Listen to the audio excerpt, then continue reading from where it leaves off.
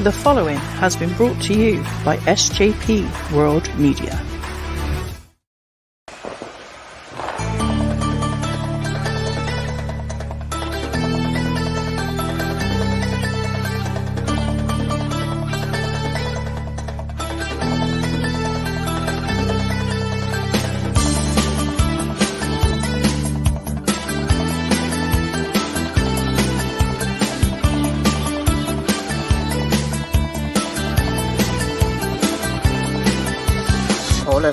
Hall of Fame, no opinions are the same. Lovely chocolate in the bin for the poll, who will win? Cream soda wrestling, pimple dick ranting, air fryer Brussels sprouts, Maxie often cheats.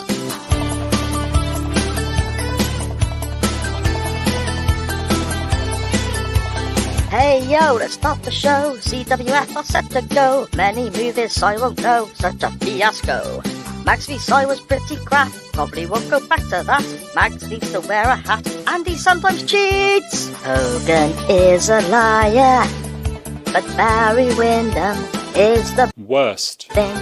Hogan is a liar, hear all about it on Chain Wrestling.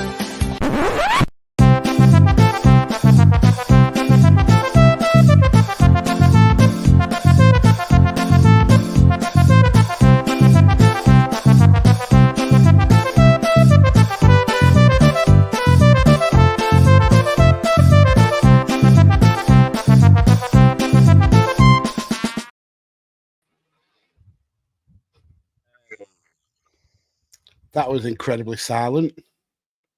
You not hear me then? No. I was just thinking about how that happened last week as well. I was just thinking how shit Barry Windham is. In his shit. But why? Why have you got to start straight away? Hey yo, everybody. We are actually only about 10 seconds into the show and you're starting on me already. Why have you got to be like this? It's hot. I'm cranky. We were having technical issues before we started, so it's all Barry Windham's fault. See, I'm in a really good mood, Max. I'm in an absolutely fantastic mood. It's been a glorious, sunny, hot day in Gloucester. Yeah, I'm not in a bad mood. I just can't. You literally just said you were fucking cranky. Yeah, being cranky and being in a bad mood are not the same thing for me. I could be cranky and happy. It's a weird conundrum. Is that right? Yeah. Oh, here we go. We are back once again with a Magsy Master. In a sweaty UK at the moment, but it's glorious. It's better than rain. But it worries me, Magsy, because I've gone holiday in 2 weeks and I'm concerned that we're going to use up all our sunshine now. Well, it's due to thunderstorm up this end tomorrow, so is it? We might get a weather break. So I'm fingers crossed for the middle of August we get our showers and then it'll be fine for the end. Yeah, hopefully so, mate. Hopefully so. I don't want to, mate, because apparently we might be taking my granddaughter on holiday as well now. So that if it rains, I don't want to be stuck in a caravan for 5 days with a crying upset baby. That would fucking suck. Then I'd just come home. If that was me, I'd just say, Sharon, I'm going home. Oh, no, she's good as gold, really. She's good. Not Sharon, she's terrible. But the baby's good as gold. Magsy, loads going on today. We've got a match from 1992 WCW that features Barry Windham that won the poll. That was not my selection, which is incredibly strange. Yeah. We've got... It backfired, didn't it? I wanted Barry Windham to get beat in the selection, but no. I regretted it instantly picking that match. Did you really? Yeah. We'll dive into that later on in the show, as always. We've got a non-wrestling topic, which for us is quite topical. It's quite now, isn't it? It's reacting to something that's happening in the world. It's about the Olympics and events that people want to put in the Olympics, and there's some brilliant shouts on our non-wrestling topic. I can't wait to get to that. I had a quick scan about 10 minutes ago, and some of them are brilliant and very in-depth. This whole rule systems laid out and everything. It's amazing. It's really loads of good work by the CWF there. And of course we've got Hall of Lame stroke fame. Mine's pretty decent, but I'm very much looking forward to yours because I don't know what it is, but I'm excited because it's a bit different to the norm. So I'm quite excited to hear that. But yeah, loads of stuff going on. Busy bumper show once again, my friend, isn't it? I mean, what do you expect from chain wrestling? We give you all filler, no killer on this show. That's not the right way around, is it? No, it's not. I had to really think about that for a moment. Really think about that. But anyway, on that note, good afternoon, good evening, good morning, wherever and whenever you may be listening or watching from. This is Chain Wrestling Live, an SJP World Media production, episode 157. I am Si, and with me, as always, is The Clash to my heat rash. Oh, it chafes, Magsy. Oh, it's sweaty and it chafes. The steamboat to my gravy boat. It's my diet that makes me chafe, you see. It's the food that doesn't help me. A podcaster who has won yet another poll, and this time with a wrestler he bitches about. Lord Mags. How has your week been, my friend? It's been jolly bloody good. So over the weekend, Mrs. Mags got a gift from me. I got her a hot tub, and she thinks it's the best thing ever invented. She's literally spent the majority of the weekend sat being surrounded by bubbles. Hot tub, bloody hell. It's like having a bath. I'm not even joking. It's that hot. Do you know when you run a bath and then you put your foot in and it's like, oh no, that's coming out, and then you turn the cold tap on and you have to like swill it about to mix it in. That's what I felt like doing and going in that hot tub. It was ridiculously hot, and the wife is just sat there like a lobster, boiling away, thinking it's the best thing ever. The wife is sat there like a lobster. Yeah, she stands up, and where she's been under the water, it's red. It's like she's wearing a red like bodysuit halfway down. It can't be good. No, it's horrid. It's horrid. That can't be good. That can't be healthy. That's eventually going to cause issues, surely. Well, she's been doing it for the like past... she's being cooked. Yeah, she has her bath at ridiculous temperatures. Like 3 other people could have a bath after her, and it would still be red hot. It's horrific. She has no feeling, I don't think. Okay. Is that a woman thing, though? Is that? I mean, CWF. Let us know. You know, is this a woman thing? Because you know, the wife will do the washing up, or she'll run water to do the washing up, and I'll say, "Oh, I'll do it," and I'll put my hands in, and my skin peels away like that bloke at the end of Raiders of the Lost Ark, where it's so freaking hot. You know, is that a woman thing? It must be, because I could not share a bath with Mrs. Mags because it's ridiculously hot. It would melt the skin. So we haven't even got a bath, to be fair. We've got a stupid walk-in shower that sucks. But there we go. My wife wouldn't want to share a bath with me anyway, to be fair. She'd just be like, you know, this is my chance to get away from you, so fuck off. Coughing your guts up, Magsy. Wouldn't be Monday without Magsy spluttering away, would it? Hey, we've had a few weeks off of me coughing my guts up, so I thought I'd... That's because we didn't go live. No, yeah, that is true. That is very, very true. Shall we dive into the chat and see who has joined us this sweaty, warm Monday Eve? Yes, we shall. So first, coming in very early, almost an hour before we even actually went live, it's King Pig Banners, who, before we get into his comment, I want to thank him again for the amazing artwork that he's done. Oh, yes, yes. The thumbnail for the YouTube video is a particular favourite. It actually makes me and Sa look good. We actually look good as wrestlers there, so I was actually quite impressed with that. It's us though, mate. You know, it's easy to make us look good. I mean, look at us now. We look fantastic. Well, I mean, in the chat as well, you know. A lot of the time, his pictures make us look terrifying. Or yes, this is true. Or maybe like we're on register somewhere. Yeah. Anyway, this comment is: roses are red, violets are blue. It's chain wrestling day, and you stink of poo.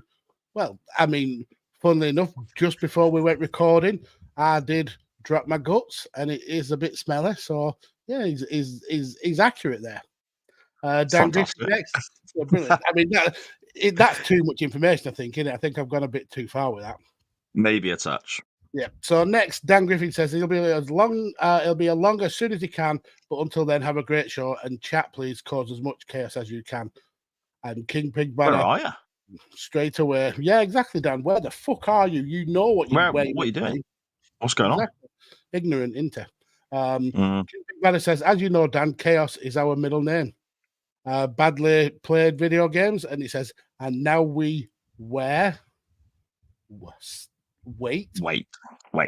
probably because we rocked up late and we were still chatting away and doing technical things, whilst it said it's showtime in the corner, didn't we? Yes. It literally said it's showtime, and we were just still messing about, not giving a shit about anything. King Pig Banner says Sai is probably still wiping his ass. I mean, ironically, I think it after that smell, it might have been me that needed to wipe mine, but we move. Sharon, the first lady of the SJP network, says it's Monday night, and you know what that means. And I'm going to coffee. For goodness sake. Spluttering away, Magsy. My word. Are you okay? Yeah, I've been absolutely fine all day, and then it's you. I think I'm allergic to Powell. I've got Powellitis. Something. Are you allergic to something in your room? Maybe. Perhaps you're allergic to that fart you just did. Perhaps there's not enough in that space. There is a lot of people who would be allergic to that. To be fair. Right. Anyway, I'm going to go again. Oh my goodness. Oh. 12 minutes in, I've done like 4 comments. This is ridiculous.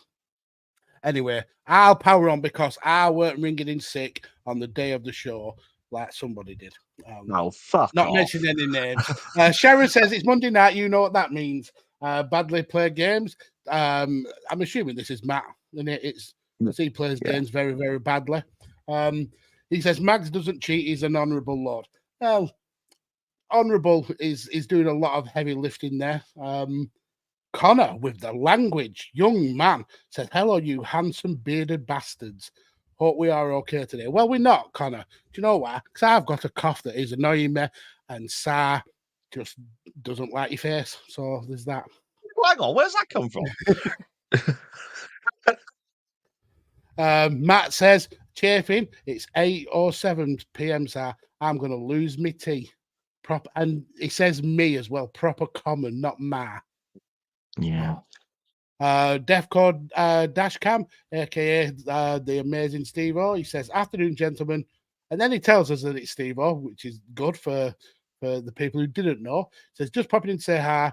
Only just earlier finished listening to last week's episode, as I'm always listening to the old eps. And he says, to timestamp, that's last year's WrestleMania. Did we do last year? What did we cover? Did we cover last year's WrestleMania last week? No. He's listening to the old episodes because I uploaded loads and got it all sorted, didn't I? And there was one where we covered Reigns Cody, where Cody got beat, didn't we? Okay, yeah, that's right. Matt has now switched over to Twitch, and he says, "Gotta love a scalding hot bath." He has Teflon skin nowadays as a chef. Let's just make sure. Why the quote marks? Why the air quotes? Is he not a chef? I mean, he was a chef at a hospital where he was essentially microwaving meals. Microwave Dave. Yeah, okay. Yeah, exactly. So, chef is definitely in quotation marks. Okay. King Pig Banner say, no idea, we've got a shower. Yeah, I mean, we have a shower as well. But sometimes you need a relaxing bath, don't you? My word. This cough is worrying now, Max. It's genuinely worrying. I'm concerned there's something seriously wrong with you. I mean, aside from the obvious, you know. Yeah, I was just going to say, there's always something seriously wrong with me. Dear me, he's struggling. I am, but I will push through. Don't you worry. Richard, hello sir. How are you? He says, George is my middle name after my granddad's favorite dog from his favorite book. Luckily, they didn't go for the dog from granddad's favorite film, The Dam Busters. Oof. What's the dog's name in Dam Busters? Adolf, maybe. No, it's not. No, it won't be Adolf, will it? Surely. Shall we find out? Yeah, it's probably gonna be like shit or something like that, isn't it? I mean, it's not going to be any worse than George, is it? Nah. Oh no, I think I know what it is. It is racial slur. Oh yes, yeah, I remember now. Okay, yeah, good job. Yeah, that'd be a terrible middle name, wouldn't it? Yeah, I'd stick with George. I'd definitely stick with It's race. George. Just to be clear, it's not the dog isn't named racial slur because that would be weird. It's a racial slur, isn't it? No, it does say Dan Buster's dog's grave. What's the dog called then? I can't ever remember watching Dan Buster's, but the Isn't sign the up dog says called? a black Labrador named racial slur. Isn't it called? Isn't it the N word? I think the dog's name is the N word. Oh Jesus, that's. I mean, that's too far for us. Yeah. We don't even do that. We'll move on. Defcon Yeah. Ascam Steve again says, just written a mini review of Happy Valley on X. I'm sure Mags will say you're wrong. I saw you commented about this, Steve, and you waxed lyrical about the first season, which I thought was absolutely spot on. And then I just saw on X that you hated the second season, which, yeah, I mean, it's not the best, and the teacher is a prick and a terrible character, but I think you may hate it a little bit too much. Anyway, next we're going to Graham. It says, evening, gents. Watching at 2X from start will be up to live soon enough. Don't you worry. You'll catch up with the amount of coughing I've done. There's a lot of missed spaces so far, so you'll be fine. Hey, just skip that, yeah. King Big Belly says, only the good registers. Well, yeah, I mean, it depends what you're into, I suppose. But yeah, we're Well, no, at least well, don't fucking throw that out there. It depends what you're into. What the hell is wrong with you? we'll skirt over that. We're on all the good registers, aren't we? Okay. I guess, yes. Like the electoral register. Yes, that'll do. Okay. There, let's move on. And definitely not the sex offenders register. Definitely not. Hang on, hang on. That sounded sarcastic when I said that then. Legit, we're not. No. Definitely don't search it. I'm just saying. The Math Attack UK says, I don't play games badly, I play them terribly. I mean, yeah, you're an Xbox fanboy. What can be said? And then he says, charming, I was trying to be nice. But, I mean, you are nice, Matt, but you also are not a chef. Dan Griffin says, what's cracking, you beautiful buttholes? Graham says, yes, it was the N-word. Well, I'm glad that when I Googled it, it corrected itself and just said racial slur. And what if you Ron Burgundied it, like I do sometimes when I read the tweets that come into the show, and I just literally read what's in front of me? That would have been pretty bad, wouldn't it? It actually didn't show the word though. It Right. literally said racial slur, so it's censored itself, which is thank God. Badly played video game says that's mortifying, and then King Pig Banner says perfect moment to mention. I'm not saying that word. Yeah. Nonsense. Yes, indeed. Should we mention the former BBC newsreader? Matt says. Okay, interesting. I mean, to be fair, speaking of nonsense, right? No, hang on. Because we were going back to the comment about nonsense. That's not a good way to start a conversation, is it? But anyway, have you heard about this guy who's playing for doing some Olympic sport for Holland? Who's on? He's a child rapist. Apparently, he was convicted of 3 separate accounts of rape of I think it's a 12-year-old. Wow, and he's still allowed to compete. Yeah, and the Dutch are like, oh, he did his rehab stuff. He did his volleyball. Saying in the chat there, that's right. He's a Dutch volleyball player, and they're saying, oh yeah, he's all right because he's gone through his rehab now, and it was 10 years ago, so everything will be fine. And then the Olympic Committee, that's bollocks, yeah. And then the Olympic Committee themselves have come out and said it's okay because we think, not that they're sure, but we think he's not staying in the Olympic Village. That was a genuine line they gave live on TV. To do with it? What has him staying in the Olympic Village got to do with it? It's ridiculous. If you're a nonce, you can't represent your whole country at the pinnacle of sporting endeavours. What a prick! I haven't watched a lot of Olympics, to be quite fair, But I did see the British guy. I think he got a silver medal, but he refused to shake the hands of the Chinese guy who won the gold because he was a cheater. He'd taken that performance enhancing drugs. Oh. I don't think he did it at this. He did it previously at a different event. And everyone else was like obviously shaking hands and congratulated him. And the English guy was like, absolutely no, not a fucking chance. And the Chinese guy was he was not happy that he didn't get his hand shook by the English guy. I can't even remember the guy's name, but that's the only part of the Olympics I've seen so far. Yeah, exactly. Yeah. Exactly. You know what you're doing when you're taking these drugs. Like all these footballers that come out with stuff like, oh, well, it was a supplement. I didn't know. Bollocks. No. You know, they all know what they're doing, he's a proper dirty cheat. Yeah. Matt says the Dutch selected him, saying that he'd served his time and was entitled to resume his career. Yeah, I mean, resuming your career is one thing. Representing your country as you are the elite of the elite at that sport, fuck that. Paula Radcliffe even wished him luck. Jesus Christ, she backtracked very quickly. And then King Pigs Matters, is there a version of the Olympics for sex offenders? Got to be increased. Dear. Let's move on, shall we? Let's move on. Magsy, is there anything else you want to touch upon before we get on with Hall of Lame this week? Yeah, definitely not kids. Good Cop, Bad Cop says, for NBA fans, Hall of Famer Karl Malone and Wrestling Hall of Famer Karl Malone impregnated a 30-year-old when he was 20.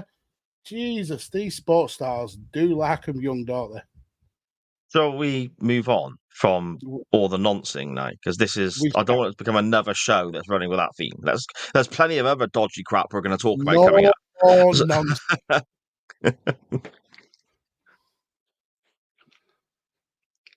Let's just, no, I'm not reading that comment out. Let's move on. No, move on. Oh, for goodness sake, everyone in the chat, just stop it now. To be fair, you brought it up, but says yeah, because it was relevant because of the bloke in the Olympics. I didn't expect this.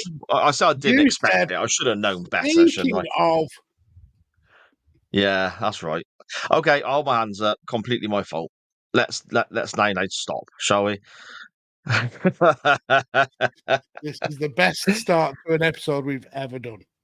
Oh dear me, Magsy, just play the fucking jingle. Which jingle am I playing? The Hall of Lame one. That's what you've got next, isn't it? Okay. Is that what we're doing next? Okay, we'll do Hall of Lame. The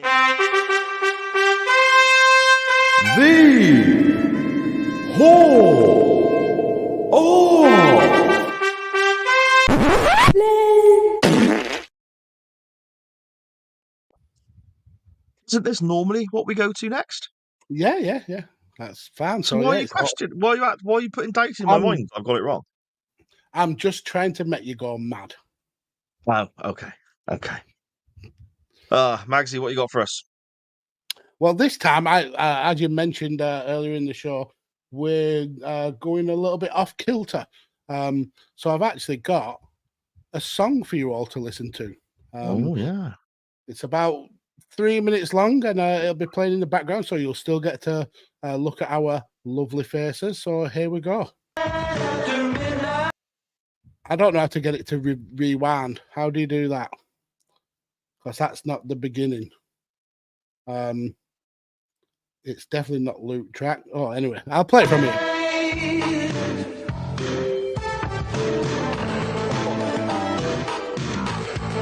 Wrestling with girls. Wrestling with girls. Wrestling with girls. This lady's got a way of keeping me in line. Leg lock, pile driving, lover divine. Playing by the rules, never enters our minds after midnight.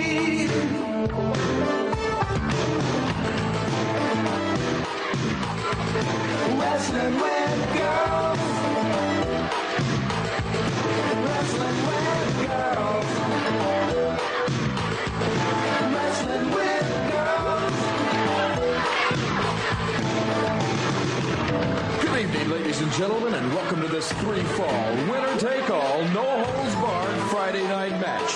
In this corner, the luscious Susie Q, tonight's challenger. And you better say your prayers, big boy, because tonight you're going down. Friday night match in the bedroom tonight. One-on-one till the morning light. No but it's a free fall fight after midnight. You can't.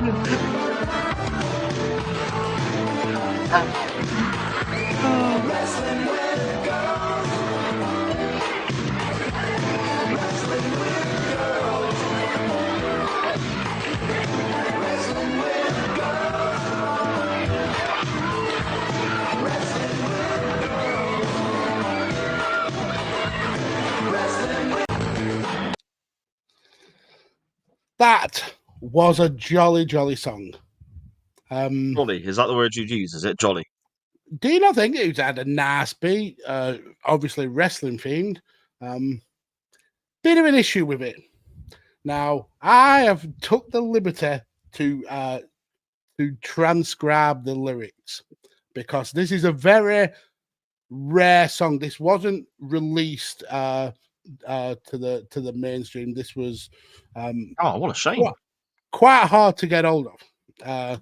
And if you look it up on YouTube, it's got very little views for how long it's been available. But the lyrics, some of the lyrics go: Friday night match in the bedroom tonight, 1-on-1 till the morning light, no holds barred, it's a free fall fight after midnight.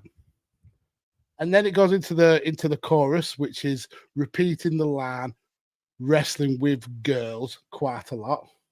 And then it gets a little bit more creepy in the second verse. It says, this lady's got a way of keeping me in line, leg lock, pile driving, lover divine, playing by the rules, never enters our minds after midnight, wrestling with girls.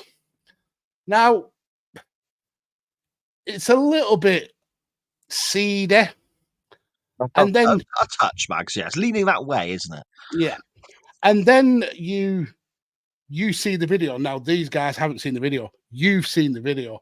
When you see who is actually singing this song, and auto-tune is doing a lot of work on this song. This song has been recorded by Jerry the King Lawler. The same Jerry the King Lawler who in 1993 was indicted on charges of the rape and sodomy of a 15-year-old girl. Oh, so yeah, my Hall of Fame is Jerry Lawler singing a song about wrestling. Hall of Lame. Yes, No. but I mean, definitely Hall of Lame, not Hall of Fame. Yeah. Not Hall of Fame. Dear me. It's terrible. It's so bad. And if you get a chance, watch the video because you see how creepy he is as well. There's clearly somebody off camera whilst he's recording it who is winking at and like doing little dance pauses at, and it's knowing what we know about Jerry Lawler, it is fucking cringe. But yeah, It's terrible. Wrestling with Girls by Jerry Lawler, Hall of Lame. Oh, dear me. Dear me. Dear me. Magsy, mine is bad, but not that freaking bad. I don't think anything can be that blaming. I think that deserves its own wing in the Chain Wrestling Hall of Lame. It's that shocking. Oh, I like man. the way, though, you tried to censor the nonce talk, and then the very next topic, it was about a nonce. I didn't think that through at all, did I? No. My whole ethos was, let's move away from this. Let's start the next segment. And what do? Double down on it. Brilliant. My goodness. I hope Charlie's not tuned in yet. I really am sorry, Charlie. My Chain Wrestling Hall of Lame this week.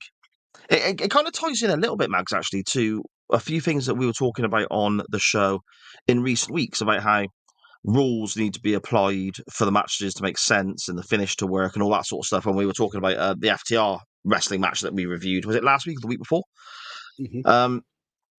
It kind of plays into that a little bit, but it also is just how I suppose it just points more fingers at just how batshit stupid WCW was in 1999. Okay. And I want to give a big shout out to WrestleCrap for this one.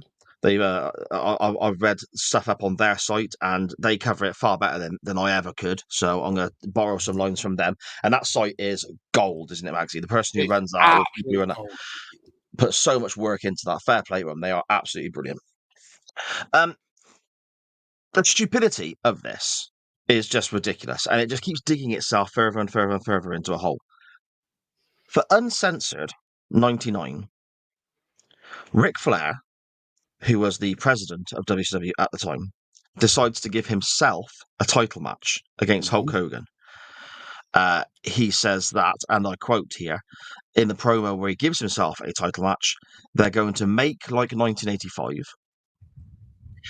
Hogan's going to pay the price. They're going to load it up, have it out, and give America what they haven't had in years. And you know what I'm talking about, says Flair. The problem was no one really knew what he was talking about. He didn't even know what he was talking about. Well, he's kind of restricted here, is Mr. Flair, even though he does a lot of nonsense, because he's saying that the stipulation for his match at Uncensored with Hollywood Hogan is going to be a first blood match. Okay. The big problem with that, though, is that in 1999, the network had banned WCW using any reference towards blood at all, which makes it incredibly difficult to announce a first blood match.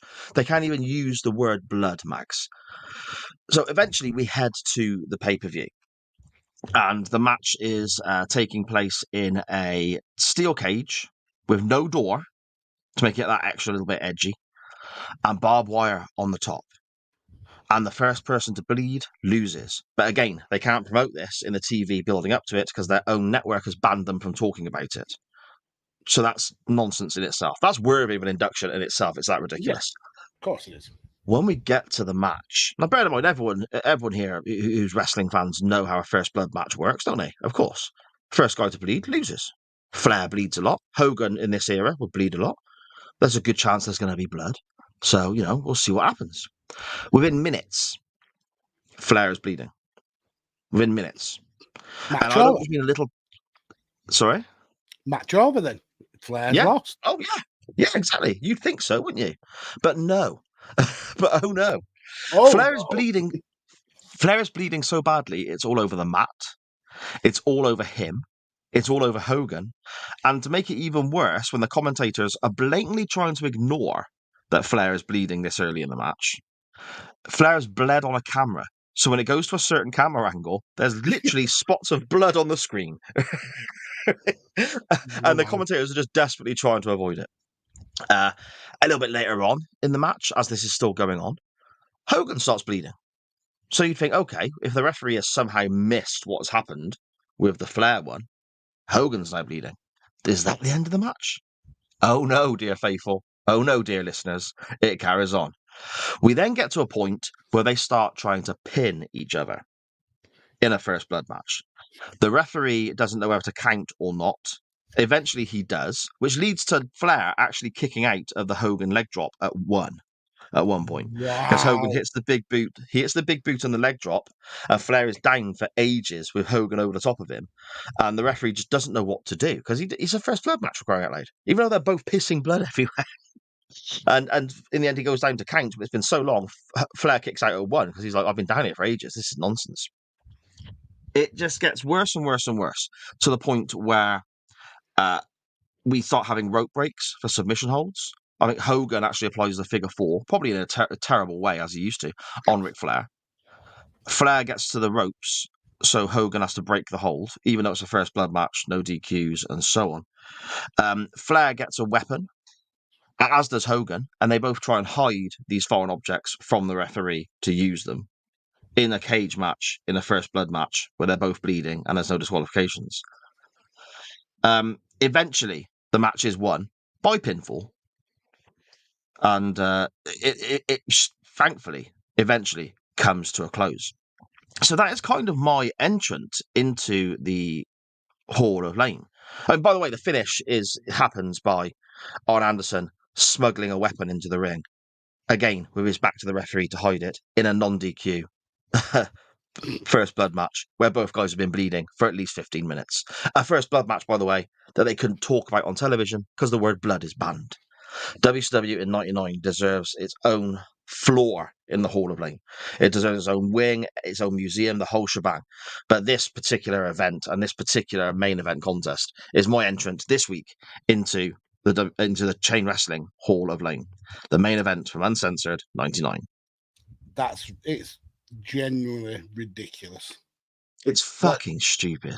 Let's have a first blood match, but we can't call it a first blood match. But we all know it's a first blood match. But it's not a first blood match because the first person to bleed doesn't lose the match, and the second person to bleed doesn't lose the match, and they actually end up losing the match by a pin. Yeah, ridiculous, convoluted bullshit booking by people who were fucking idiots. Oh yes. Oh, yes, indeed. But there you go. Those are your two entrants into the Chain Wrestling Hall of Fame this week. We have Jerry Lawler and what potentially, if the subject matter was different, could have been a hit record because the melody was quite catchy, at least, maybe. I think it was him admitting something in plain sight. Kind of like, do you remember when O.J. Simpson got away with basically murdering his wife and her lover? That if the glove doesn't fit, you must have quit, all that stuff.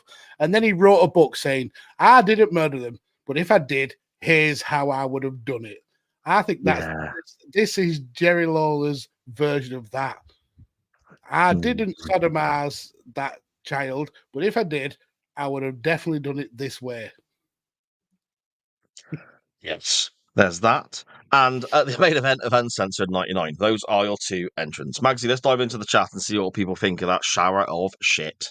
Well, just before we do that, I've been watching quite a few of the clips from the Dutch Mantel podcast. He does a podcast called Story Time, and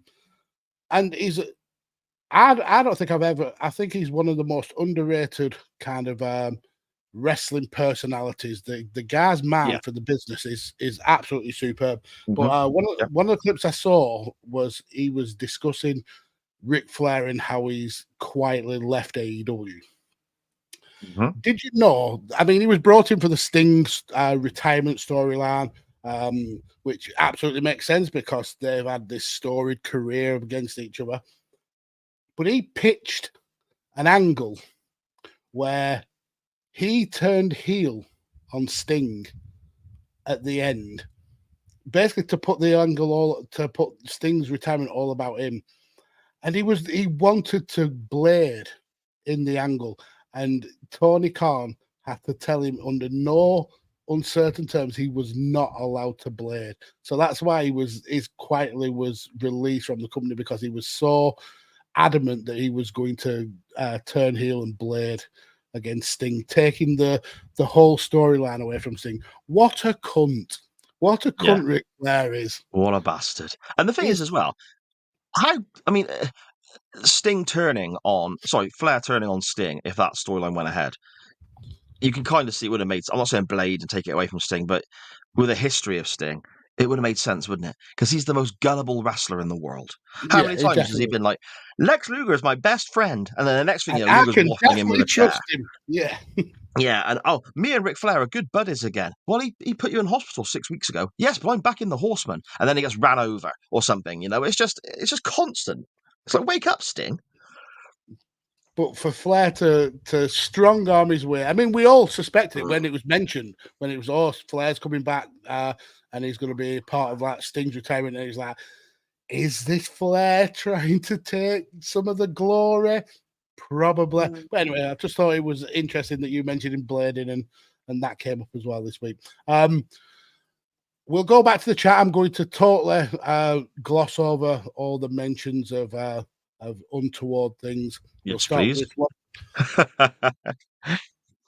We'll start with this one from Matt. He says, I'm going to cough. Do you want me to run through the chat, mate? Are you struggling? No, I'll be fine. Let me do my job. Okay. It's the only part of it that I'm good at. And winning polls at the moment, it seems. That is true. Matt from says badly played video game says let the honourable Lord resume some decorum. Yeah, and then I went on to mention Jerry Lawler. That made sense, didn't it? Graham says Sarah regrets bringing it up, and then I just saw the name of the episode is I Regret This. Ironically, it was not to do with that. I called it I Regret This because I picked a Barry Windham match and it won. So that's what I regretted. King Pig's Banner says, we regret this too. Yeah, I do. I'm there with you, King Pig's Banner. Richard Stock says, once he was a DJ for a hospital radio and there was 2 DJs called Richard himself, called Richard Stocks, and the other one was called, Jesus. The other one was called Raper. Boss suggested one of us should be known as Dick, and I said it may be best if it was me. Yeah, because you would rather have 2 DJs called Dick Stocks and Richard Raper rather than the other way around, wouldn't you? Sure. I read that initially as rapper, so I didn't get what the problem was at first, but it sounds a lot worse now, doesn't it? Now it does. There's a different context. Just removing that one letter, there's a different context. Exactly. Graham says, to rewind it, you put a pencil in the spool and turn it counterclockwise. Oh, that's going back some time, Graham. Oh, yeah. You are aging yourself there, sir. But yeah, it's a new feature on StreamYard where you can actually embed music, but you can't start the music from the beginning. It's wherever you last played it. It's weird. I hope they sort that out soon. Dan says, playing by the rules never enters our minds after midnight. Wrestling with girls. Yeah. It is more of that. Not a good look at all. King Pigsweather says, and they wonder where we get it from. Exactly. It's a wrestling podcast. It's embedded in wrestling, isn't it? Unfortunately. Dan says, that song was so bad I legit muted it to listen to a Shayna Baszler promo. Rude. Shayna Baszler has had one amazing promo, and that's when she was talking about catering with R-Truth, and he was chastising her for not putting tartar sauce on a fish. That is brilliant. If you ever get a chance to watch that from Talking Smack, it is amazing. Good Cop, Bad Cop says, if Mags wrote the words, that means we need to hear it more than once. Graham. Even I read that wrong. Nearly got me. I'm not going to say it any more times. King Pig's Banner said, for fuck's sake, it had to be. I mean, it's Jerry Lawler. He's always going to get himself involved in some chicanery. Graham says, seedier than dinner feeding time at an aviary. Dan says, WCW 2000, however, was gloriously entertaining shart. And then Connor says, OJ confessed to the murders on his deathbed. Yeah, we all fucking knew he did it. Did he? Did he really do that? What, murder his missus and no lover? No, confess to them. Did he confess to the murders?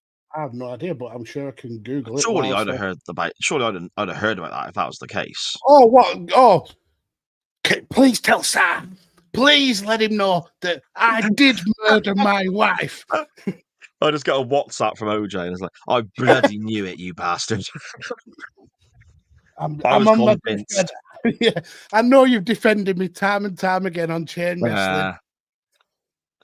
I don't know if he's confessed. Let's have a look. I hope he did confess because that'd be hilarious, wouldn't it? Got away with it. Why would that be hilarious? I don't mean hilarious like haha, but for him to say what other way is there than hilarious haha? No, but him what other way is there? Getting away with it, having all like people suspected for decades, and then on his deathbed just going, yes, it was me. It'd be amazing. Yeah, flicking the V's as he died. Exactly. Apparently, he didn't confess, according to Google. But I like to believe that he did, because it'd be fucking hilarious for him. Let's take what Connor says above the internet, shall we? Yeah, source, trust me, bruv. Yeah, there we go. Magsy, I think now we should probably dive into our non-wrestling topic, shouldn't we? We shall. I've got to find it now because that was hilarious and I've lost the video. Here we go. Non-wrestling topic. NWT time. Oh! No wrestling talk here. It's the non-wrestling topic. Lovely. Nice. Lovely. Nice. Ooh, lovely. Lovely.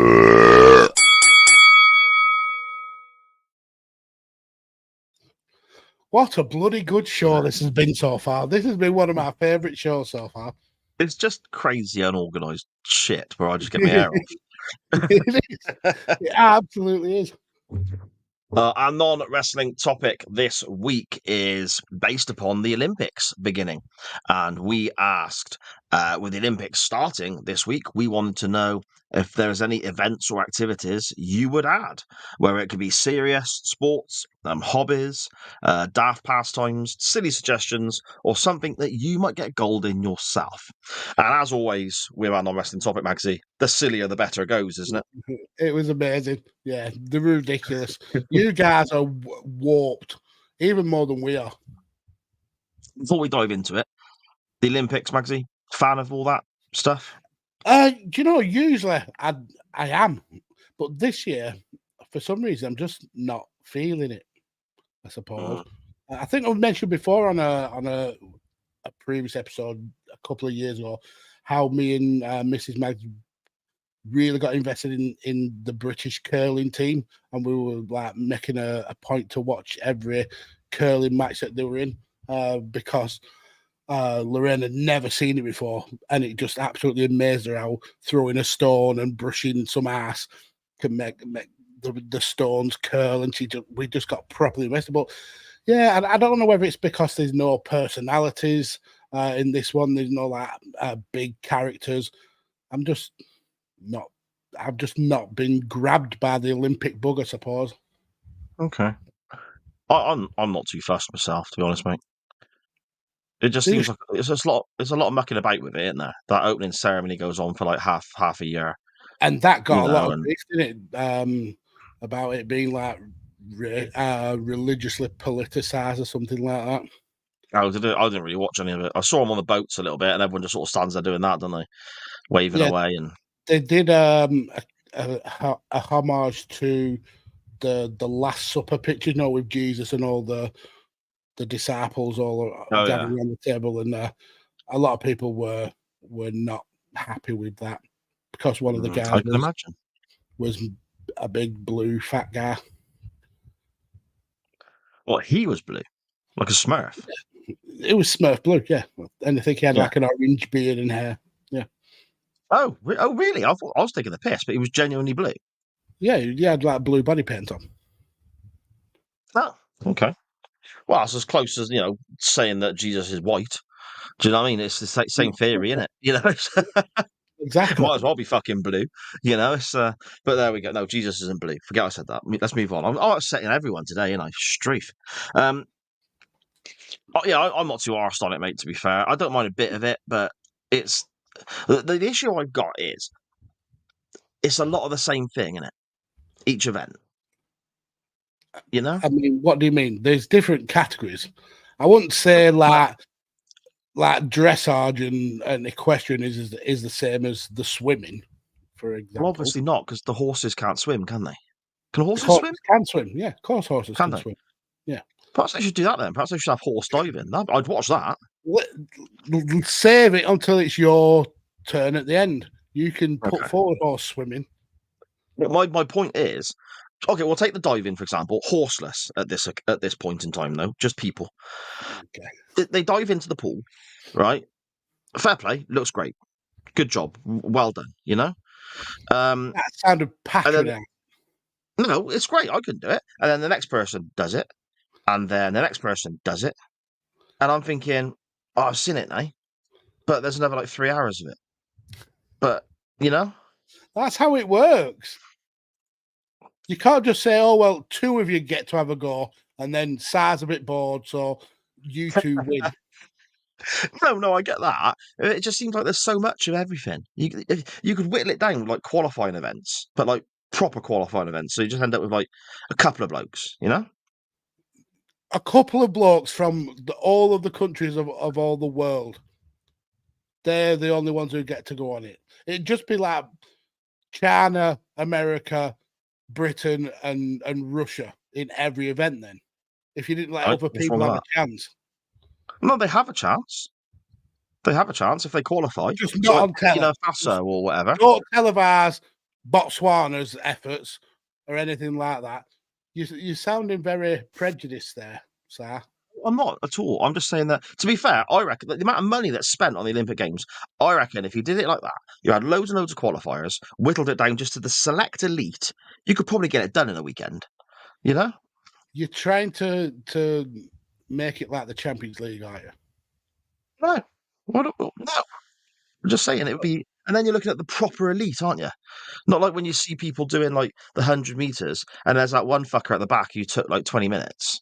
That's the whole point, though. He's the best in his country or his area of the world. Yeah. Then but what's those the are the point? best characters. Do you not remember Eddie the Eagle Edwards when he was absolutely wank at doing the ski jump, but he still had a Mm. chance? We He wouldn't lives have around had here, to doesn't do.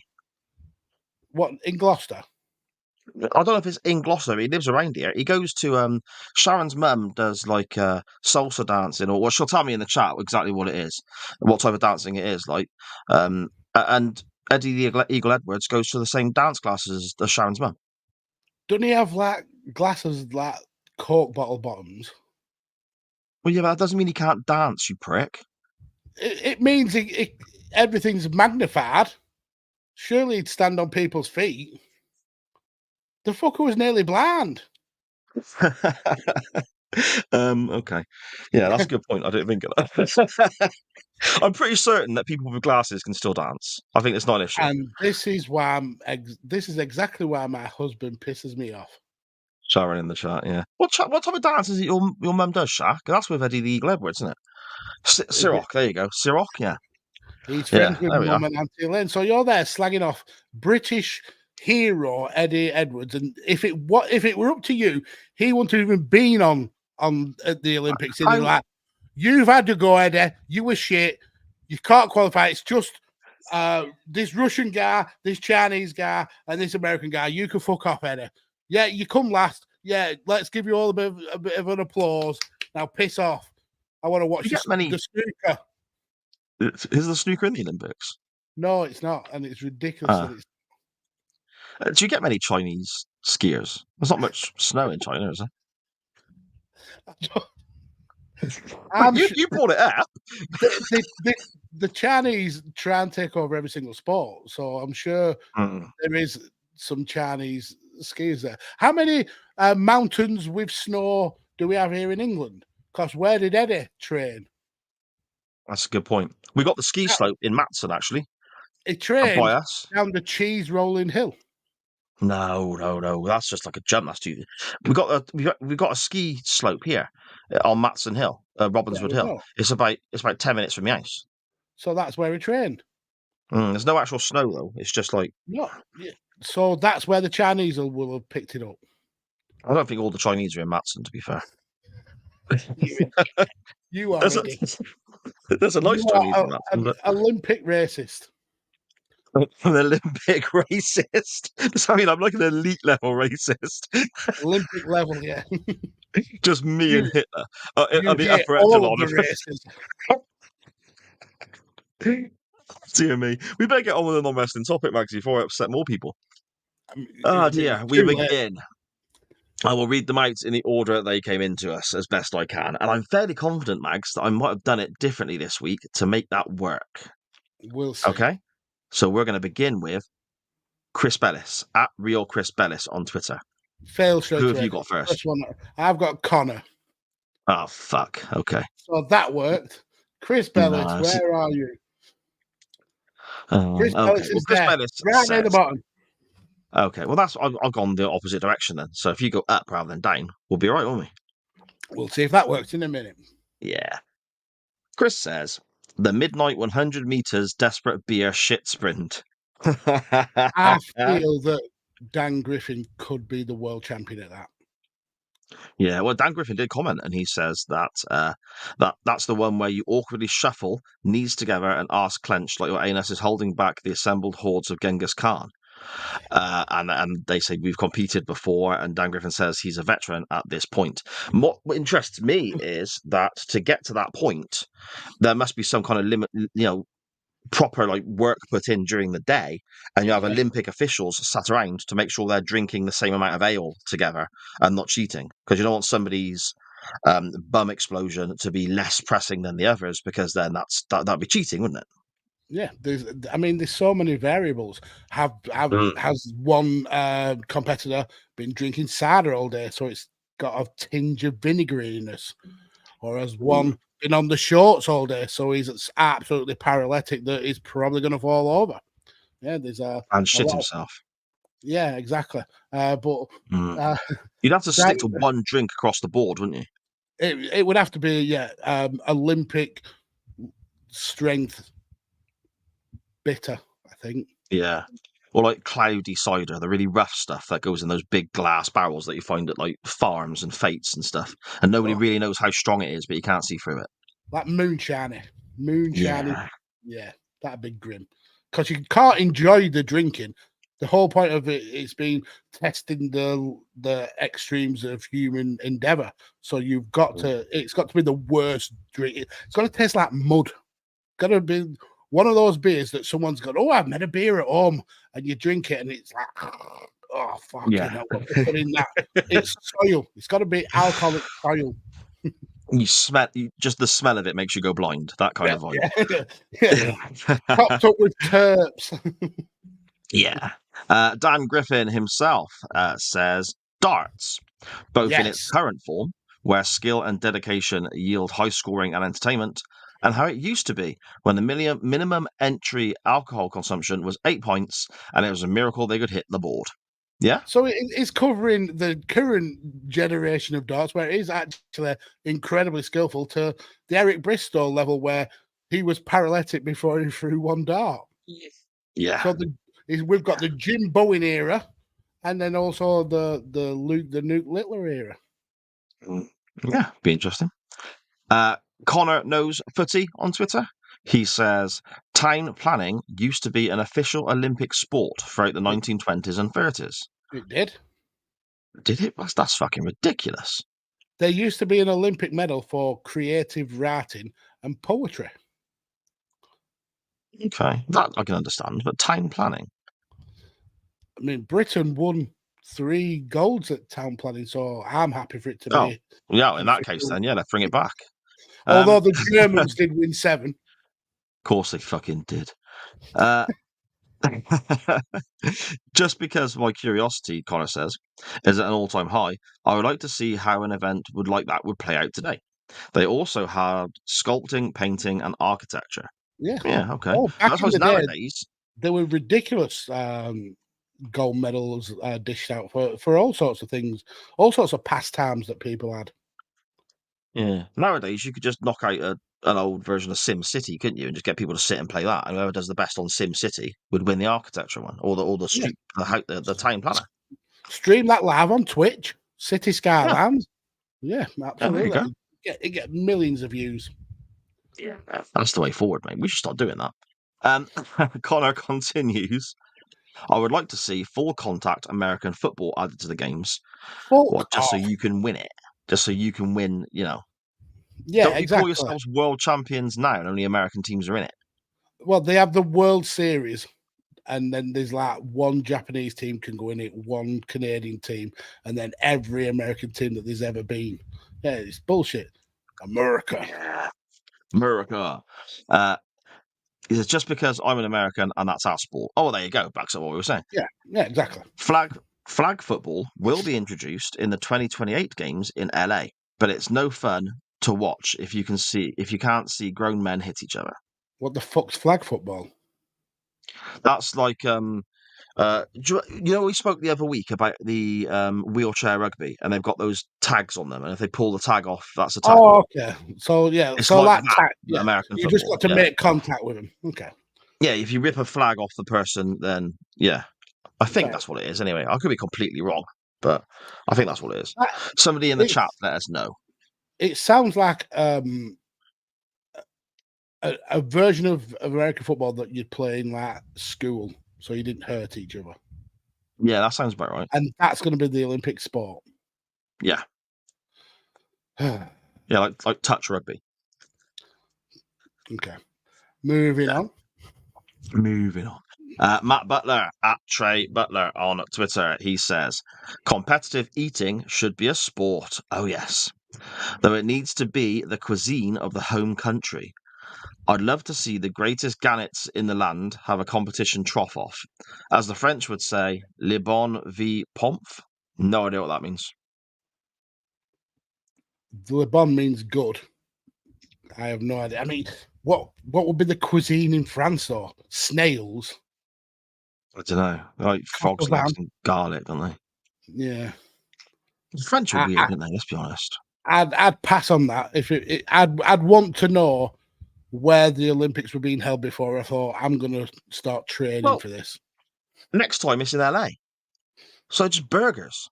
And pizza and hot dogs. Well, pizza's Italian, you knob. Yeah, but in America, that's their national food. Thank you. What, pizza is the national food of America? That's not right. Maxie coughing his guts up again. Okay, then we'll just go with burgers and fries. That'll be fine. Yeah. Okay. Burgers and fries, like McDonald's. Just I might throw my hat into the Olympics for 2028. Then. Well, how many Big Macs you can smash away? Yeah, if it's Big Macs, I don't like Big Macs.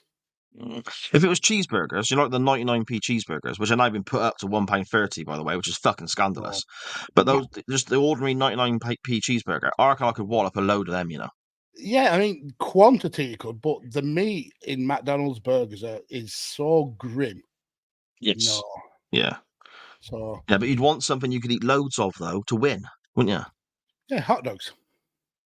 Hot dogs, yeah, okay, I suppose. Down in one. Okay. Matt continues. If beach volleyball is a proper sport, then I'd introduce a new fighter class into the Olympics. Foxy boxing. I mean, that would be amazing. Would it really? Is foxy boxing like what I'm thinking it is, Max? It's like foxes, like those animals that it's look not. like a cat and look like a dog. Boxing. I'm thinking it's ladies. It is ladies. It's right, ladies in bikinis boxing. There we go. Matt continues as well and says, I also think that swing ball could easily make an Olympic sport. If shit like table tennis gets a shape, then surely swing ball gets a nod as well. No, play swing ball when you're a kid, Max, on the post. You used to go around. So, my last memory of swing ball was the wife and I took the kids on holiday and we took a portable swing ball. It'd come in like a case and you filled the base with water and it had the tennis ball on the string. Okay.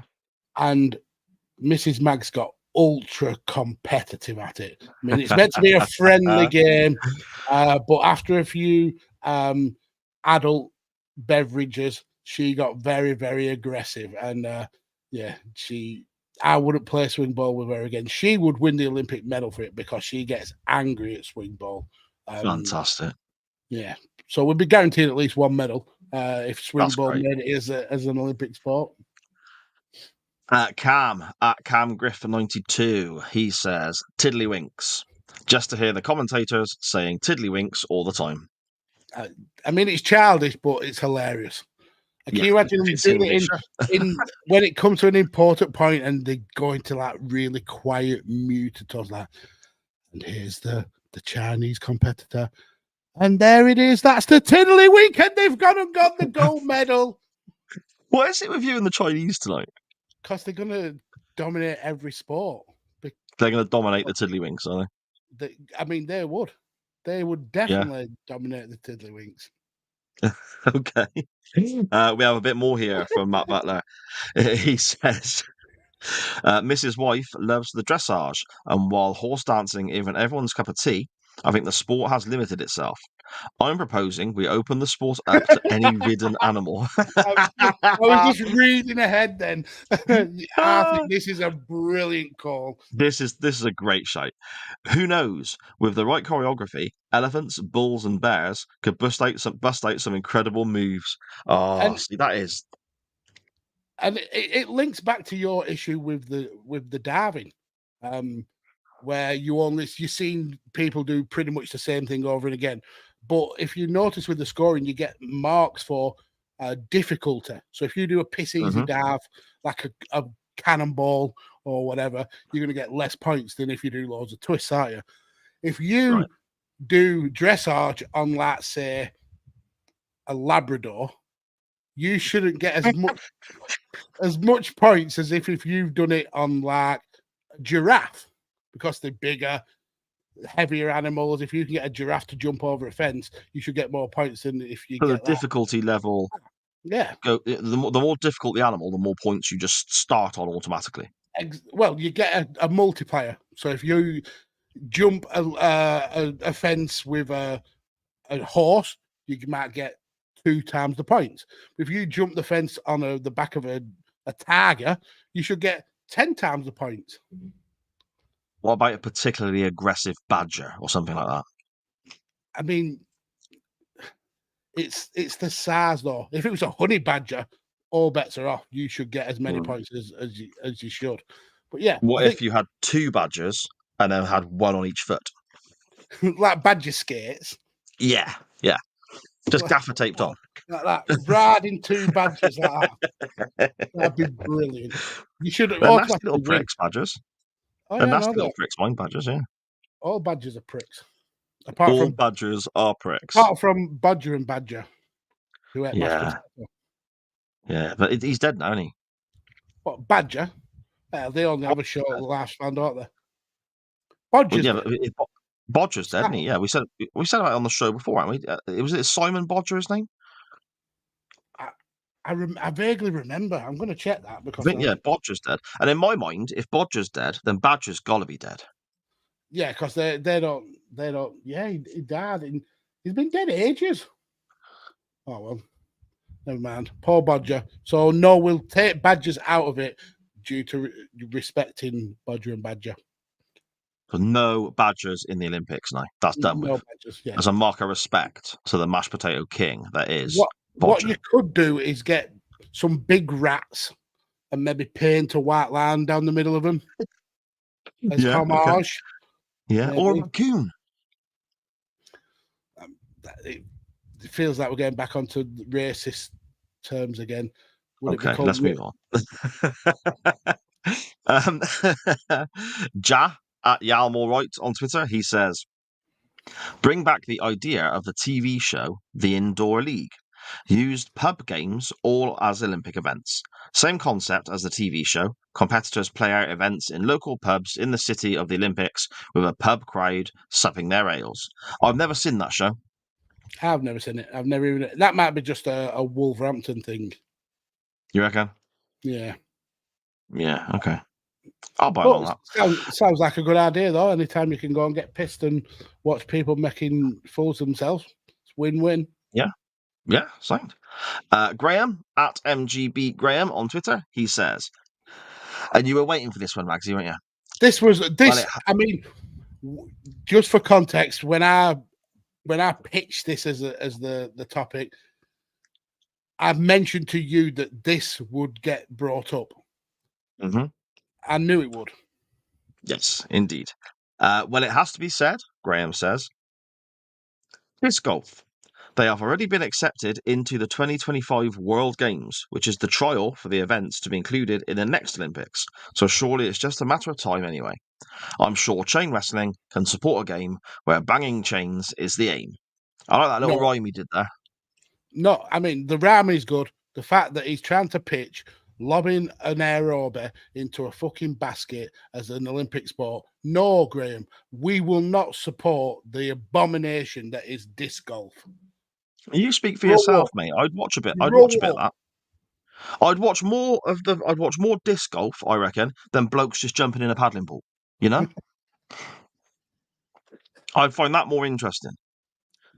At Good Bad Sport has messaged the show here as well. Not quite sure who that would be. It might be Graham again, potentially. I'm not sure. They say it has already been played at the 1952 Helsinki Olympics, but pesäpallo or pieces is Finnish baseball, and it is crazy.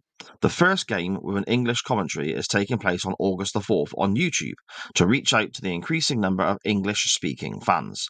There are no fences on the side of the playing field, so everywhere everywhere is still in bounds. You might have to get the ball from the parking lot, or as in this case, as a video he's attached here, or as in this case, get the ball out of the river. It's chaotic, and I've fallen in love with this game in the last couple of weeks. That's got to be Graham, because he loves some crazy shit, doesn't he? That sounds like a hilarious. I mean, how would you Olympify that game where there is no boundaries? How do you Olympify? What if someone twats the ball that hard it goes into the pool? Does someone then have to dive into the pool to go and retrieve the And ball? you need a diver. Yeah. And then he scores more points than the actual divers in the competition and inadvertently wins himself a second gold medal. That'd be one hell of a story, wouldn't it? With badgers taped to his feet. And Yeah. another thing from the Olympics that I have actually seen was the biggest cheer, and I think it was in swimming. It was the biggest cheer that I've ever seen anyone in swimming get, and it wasn't even a swimmer.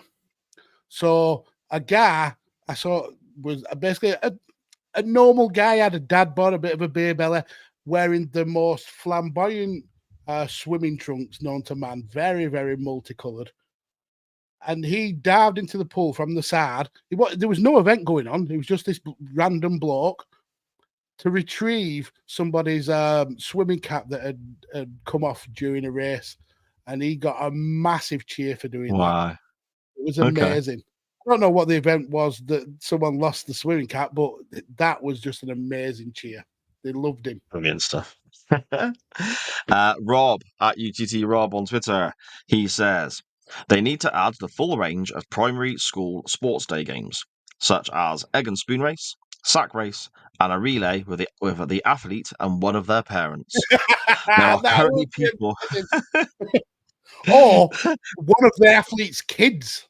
Like, if you're doing the 3-legged race and you're dragging your kid along, how many times have you cheated and picked your kid up so you can run and not have to drag them the other way for me, look. Grass stains. There are currently people who age out of their favourite sport at age 11. Rob says, "Yeah, exactly. Egg and spoon would be funny as fuck, wouldn't it? Just trying to see people go as fast as they can with that. You know, the Russians would glue their eggs to the spoon. So are they even allowed to compete this time? Are the Russians in it this time because of the whole Ukraine shit?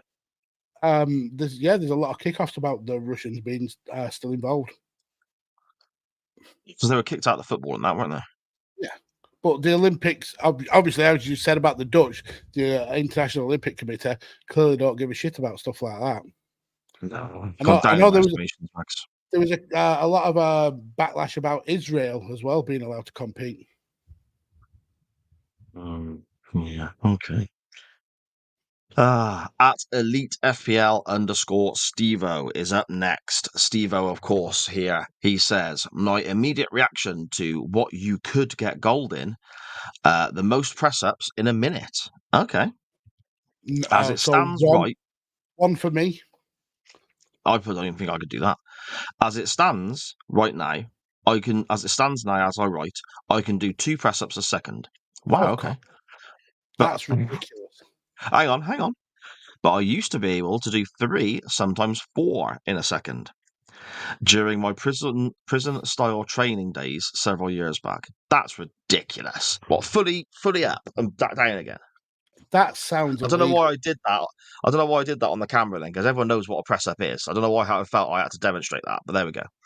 I mean, you never know. We might have some people who've never ever seen a press-up, and you definitely showed what one is by sitting upright and putting your hands towards the camera. Yeah.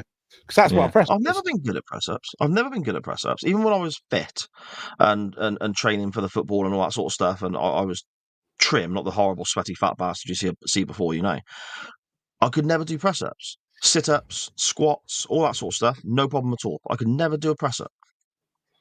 I mean, I think I don't think I could do 2 a second, but I could do some 2 maybe in a minute. In a minute, yeah. Steve-O continues. I'm sure Mags will put this forward, but UFC MMA will surely be added. I don't know how it's not. I really don't know how it's not. MMA. should definitely be an Olympic sport. Might be in for the next Olympics, maybe. I mean, every other element of MMA is in the Olympics. I mean, to be good or competent MMA, you need a basics in wrestling, in boxing, in some sort of jiu-jitsu or judo, and all those are in the Olympics. But combining them all together is not yet. So it should be. Yeah. Okay. Steve also says cricket, snooker, darts. Olympic cricket would be amazing. Absolutely. Put a Big Bash or the 100 cricket in the Olympics. It'd be well entertaining. What's Big Bash? What's that? Big Bash is just it's a 1 day cricket event where it's limited amounts of balls and you've just got to hit as many runs as possible. So you very rarely don't get that the defending and so like the 100 then. Yeah, essentially. Yeah, the 100 I don't mind. That's quite interesting. It's good as well with the 100 because even though that doesn't last very long, if you look at the time they start, turn back over at the end, maybe an hour and a quarter into it, see how many balls they need how many runs they need from the last 5, because the rest of it doesn't matter. It's the end that's exciting, isn't it? So yeah, and it's the sitting there and getting pissed whilst watching it. That's the fun. It's kind of like the dart. Yeah. In the year 2050, Steve-O says, I'm sure EA Gaming will be added. Sounds a long way away. We'll all be 60. Oh, Struth. I mean, I'm surprised that they don't have their own kind of like Olympic style tournament for things like Call of Duty or Smart or whatever. You could just do the whole thing. You could just do the whole thing online, couldn't you? Save people flying all over the world. You could just get people playing like old Daley Thompson's decathlon from the Spectrum. I had that on the Amstrad.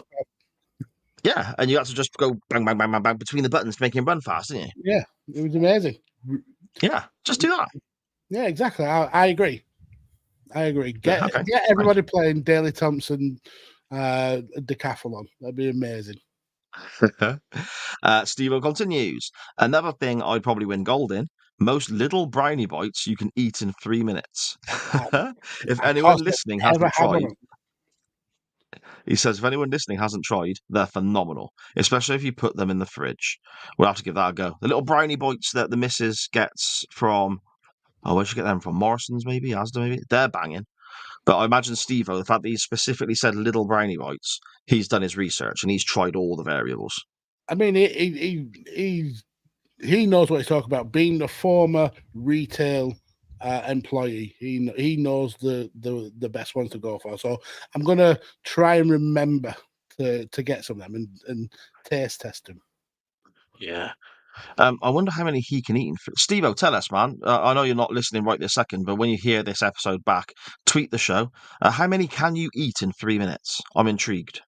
I mean, I've seen posts where he's gone and just bought bags of Haribo and a bottle of water. So I think he can plow through a couple of packets of brownie bars in 3 minutes. Yeah. Okay. I'm intrigued. I want to know. And Steve-O also says, who can do the best Booker T impression? I'd get at least a bronze, he says. I think he'd win that. Oh, yeah. My goodness. But there is a challenger to it. Ray. Good mate Ray. Yeah. Ray says he'd take him on. So maybe we've got 2 Olympic gold medalists potentially in the CWF. Maybe, mate. Maybe. I mean, that'd be quite a specific event to add, wouldn't it? Doing an impression of Booker T. And what would the events be? Would they have to both say the same phrase? And then people just... I think you expand it. I think you do wrestling impressions. So it can be anybody in wrestling. And again, like the animals in equestrian, the harder the wrestler or the harder to emulate the wrestler, the more points. Yeah, that makes sense. I like that. At Pigs Bladders on Twitter, the Photoshop wizard himself, he says, retail hurdle race. This is glorious. This whole thread was just a brilliant read. The race starts at 5 p.m. when your shift ends. You must get to the clocking out machine and back out of the store. The hurdles are 10 customers have been placed upon your route. Your mission is to avoid these customers and their work-related questions. Fastest wins. That's good, isn't it? I like that. I mean, you would need like a top-down kind of blueprint of the store, wouldn't you? Of which route you would go to avoid these 10 customers. Like, I'll just nip down the freezer aisle, take a left at the tea and coffee aisle, past the bread and pastries, and I'm there at the door. Oh shit! I forgot about the fruit and veg. I'm going to get lumbered here. Dan Griffin did respond as well and said, "Is shoulder barging them out of the way acceptable?" And we get more added to this potential event, don't we? Pig Spider says, after you've clocked out, you're not on company time, so anything goes. My favourite is when the competitor gets 5 trolleys to use as a battering ram.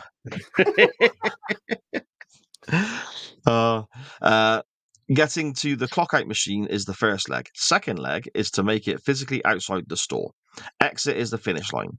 The hurdle that gets the most is the young blonde wearing a white t-shirt with no bra asking if you know what to do about carpet burns. What is that?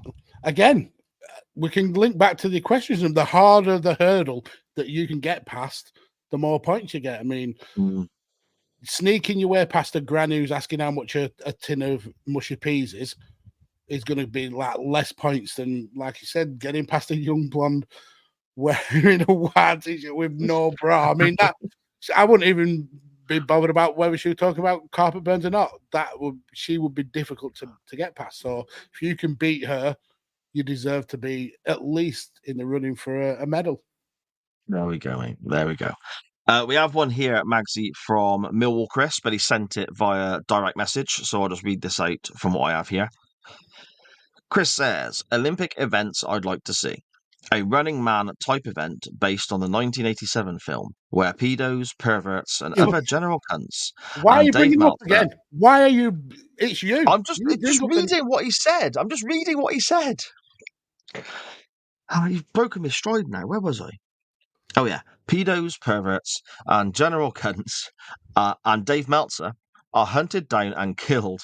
I'd certainly tune in. That'd be really good. I mean, that film is a classic. And playing I mean, how can you not? I mean, it's even you are not that far behind on the times. Has that got Arnold Schwarzenegger in? Yeah. Right. There's the two of them that I get confused. Total Recall and Running Man. I confuse the two all the time. Right. So Running Man is the one where he's a helicopter pilot and he gets told to shoot this crowd who I think they're protesting about being hungry, and he says no. So they doctor the footage to make it look like he had shot the crowd. He gets sent to prison, and then he's the way he gets out of prison. He's on this TV show where he gets chased by these runners, and if he wins the game, he ends up he can go on holiday, but really they just kill everybody. I'm not sure I've seen that. Sharon, which film have I seen? Let me know in the chat, yeah? Total Recall. She's already written it down before you even asked it. He hasn't properly seen The Running Man. I freaking love the film, so he's only seen bits. I love it. I actually about 3 or 4 weeks ago, I was actually checking all the streaming services to see if it was available, and I don't think it's on a single streaming service. Probably just gets shown on ITV4 all the time, doesn't it? They always show loads of stuff like that. Yeah, but I very rarely watch actual TV though. Okay. Chris continues. Subutio. Oh, yeah. Don't know why it isn't in the Olympics now, to be honest. Could also be in the Paralympics, but only for competitors with no fingers or thumbs. Wow. How would they play it then? With the toes? With their little stumpy bits. That's no, you'd be knocking too many little men over, wouldn't you? I used to love my Subutio table. I've got a Subutio kit. I know you have. I know you will have, because you don't ever throw anything at all away. We'll get it in a minute. I'll show you. It's just up there. You can't see it on the camera. But it's an old USA 94 World Cup one. Do you know what the best thing about Subutio was? Painting the figures to be whatever football team you wanted. Yeah. Yeah. We've got Italy and Germany in this one with it. And getting a really fan paintbrush to do the number and the names on the back of the shirt as well. Oh, I didn't do that. The numbers on the but not the name. I couldn't do that small. Yeah, I had a whole table set up in the attic with my Sabutio. I missed that. Yeah, brilliant stuff, man. Brilliant stuff. I'm definitely on board with that. Sabutio in the Olympics. I love that. Chris continues. Beer mat flipping. When I was a kid in a pub, there wasn't really much else to do apart from trying to flip a beer mat off the edge of the table and catch it as soon as you could. Fair enough. Oh, well, you missed out. What we used to do is get a 10p piece and then play flicks where you put it just on the edge of the table and see how far you can flick it and get it to the opposite edge of the table, but hanging over. So then you could flick it over and that would count as a goal then. Okay. Huh, did you never play that? No. Well, that's when you can play in a pub. 10p, I mean, 10p pieces now might be a bit too small, so you might want to do it with like a 50 or a £2 coin. Put the coin on the edge, hanging over the edge of one table, hit it with the palm of your hand and see if you can get it to stop at the other edge of the table. Okay. I will give that a go next time I'm in a pub, Max. Plainly won't. Andy at Bang Bang Podcast on Twitter, he says, competitive balancing things on the head is his shout. I think I could still make it to LA 2028. I've previously balanced, and this is quite a list, Maxie, the things that Andy's balanced on his head. I've previously balanced a toaster, a vase, he stipulates small in brackets, a small fire extinguisher. He's working his way up to the bigger ones, obviously. And a bottle of champagne, all at the same time. No. I mean, I don't get how he's done that because knowing Andy, he's got an incredibly round head. Maybe he's got just like a flat bit right on the top that you can just sort of, Well, he hides it very well because in all the podcasts I've been on with him, he does look like he's got a Carl Pilkington spherical head. So, I mean, that makes it even better that he can balance all those things. I like a small fire extinguisher. He doesn't want to be boastful or mislead people into thinking that maybe he could do a larger fire extinguisher. He's got a full-size one. Yeah, he's very honest with his accomplishments there. Maybe he just wasn't confident in his head balancing abilities at that time, so he only went with a small one because he didn't want to risk a big one. We want you to do the big one, mate. It's building up to a big one. Work up. Yeah, it's all about the training, Max. You've got to put the effort in, haven't you? Yeah, exactly. You start small and build up. That's how you get to Olympic level. We want to see a picture now of you doing the training with the big fire extinguisher. I think this has to happen. Imagine if it falls on him and the picture is just him dead on the floor with a fire covered in foam. Yeah. Like the end of Ghostbusters, just foam everywhere. Brilliant. Absolutely brilliant. We have here as well, at the Matt Attack UK, the brilliant Matt Lewis. He says, gotta bring in something more legitimate. Bring in cheese rolling. And it was gonna be bought up, Maxie, wasn't it? It was gonna be bought up. Childish that they have to stoop to such low hanging fruit. Grow up. Ah, dear. That I think is all I've got from Twitter, unless I've missed any out, Mags. You've got ones that I didn't even have, so you nailed it. Okie doke.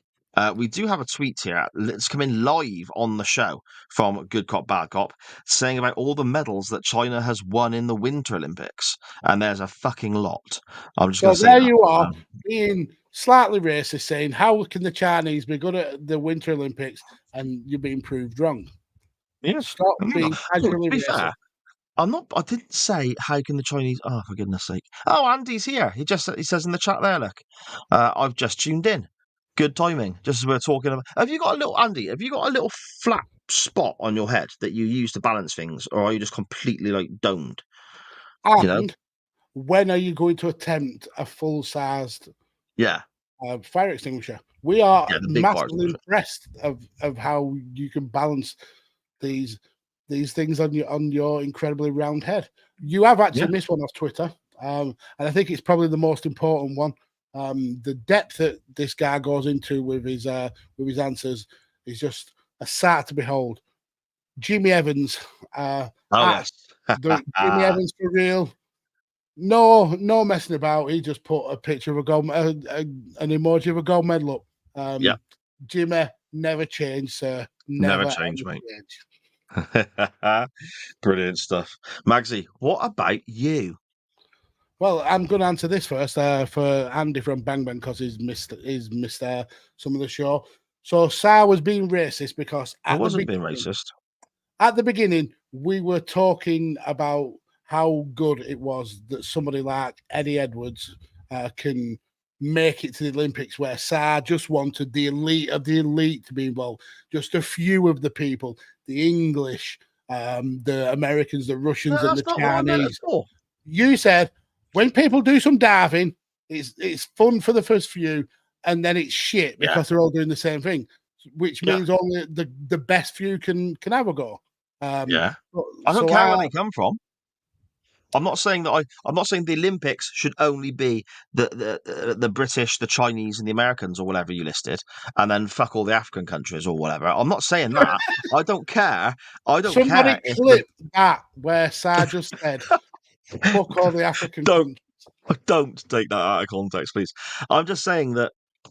If like the number one diver happens to come from Beijing or Burkina Faso, I don't care either way. If they're the elite, they're the elite. And then we can get the whole thing done in a weekend, and there's a lot less fucking about, isn't it? Yeah, but what if the best diver in the world is Chinese and he's not scheduled to dive till 11th, and you're like, well, I only really want to watch the top 3. But there wouldn't be that many in there with my plan, would there?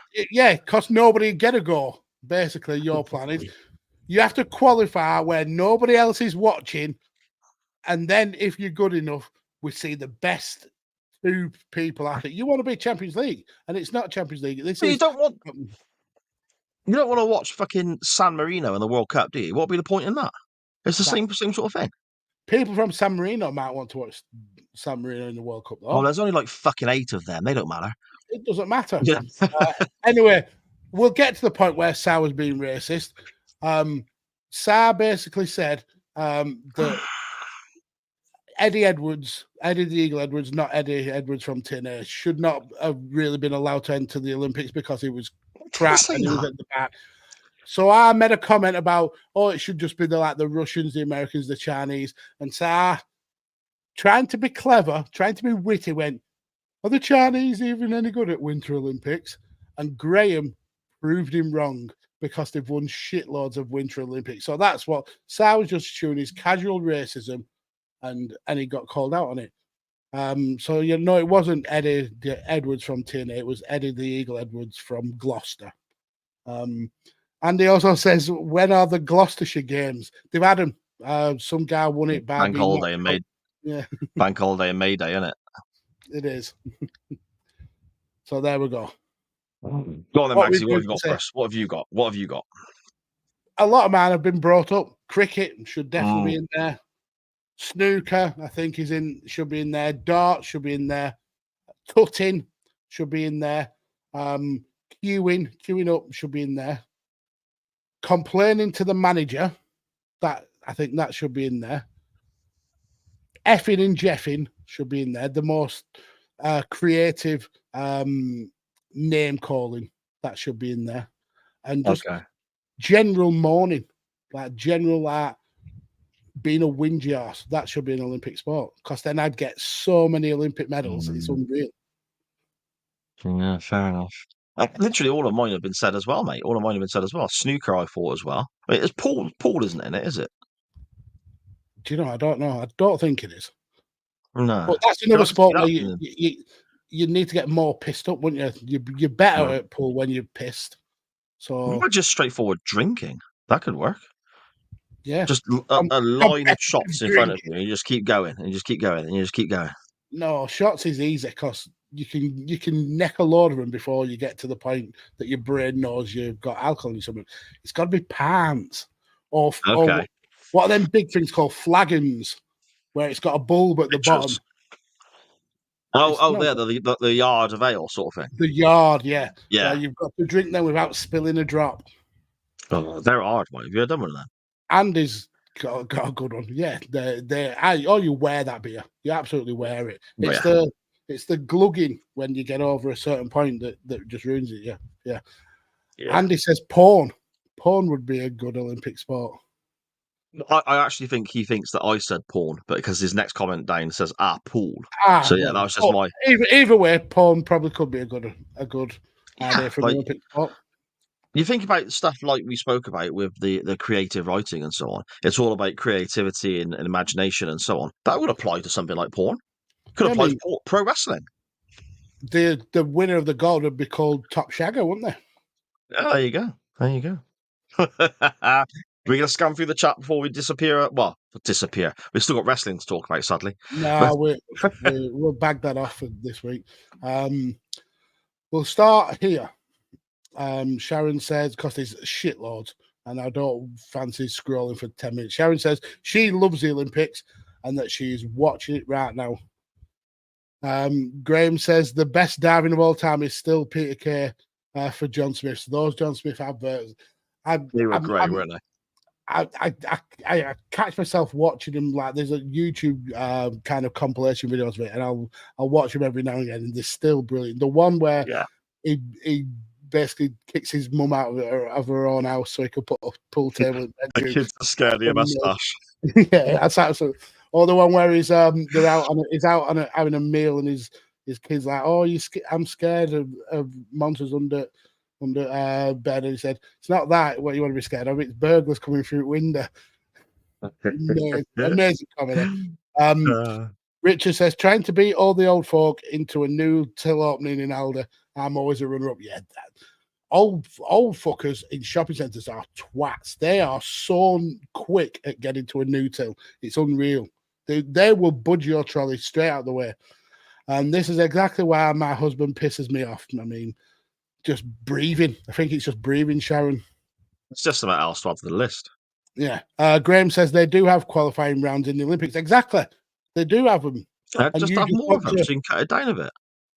So it's the world coming together to see who's the best at these events. And you're saying, well, this part of the world is shit at stuff, so they're not even allowed to be on telly. Did you see like the opening ceremony? And every opening ceremony is the same. So you already have like the elites there overpowering everyone because China, Russia, and all that got a massive team. And then you got this one dude from like the armpit of Asia or something on his own with a flag, just like that. Oh yeah, I feel sorry for the guy. Well, you don't, because he's represented his country. It's the proudest moment of his life. Okay, fair point. So Sharon says Eddie Edwards sends all the videos of them dancing to Hugh Jackman. That can't be true. It is, yeah. It is true. In Matson with all the sheep. Is there a lot of sheep? The ski slope. All right. Yeah, that's what. Do you remember when I said to you about Morty? He had a job where he had to stay away for a while, and he stayed in Matson for a couple of nights by me. And he said it was like a different world because one day he was driving down the road and there was just fucking sheep everywhere. And it's not like farmland; it's a housing estate, and there's just fucking sheep roaming everywhere, mate. They're just free range sheep. And he said the next day he got up for work, was driving down the road at like 6:30, 7 o'clock in the morning, and there was a man with a shotgun. And found the smuggled sheep that he had. Yeah. This is where Graham says China has got 22 gold medals in the Winter Olympics. That's 22 more than you've ever got in the Winter Olympics, Sar. So don't you ever slate China for their Winter Olympics capabilities. Yeah, I wouldn't be about that, mate. It'd be a bit chilly, wouldn't it? I like the sun. That's why you love the Summer Olympics that you've definitely watched some of.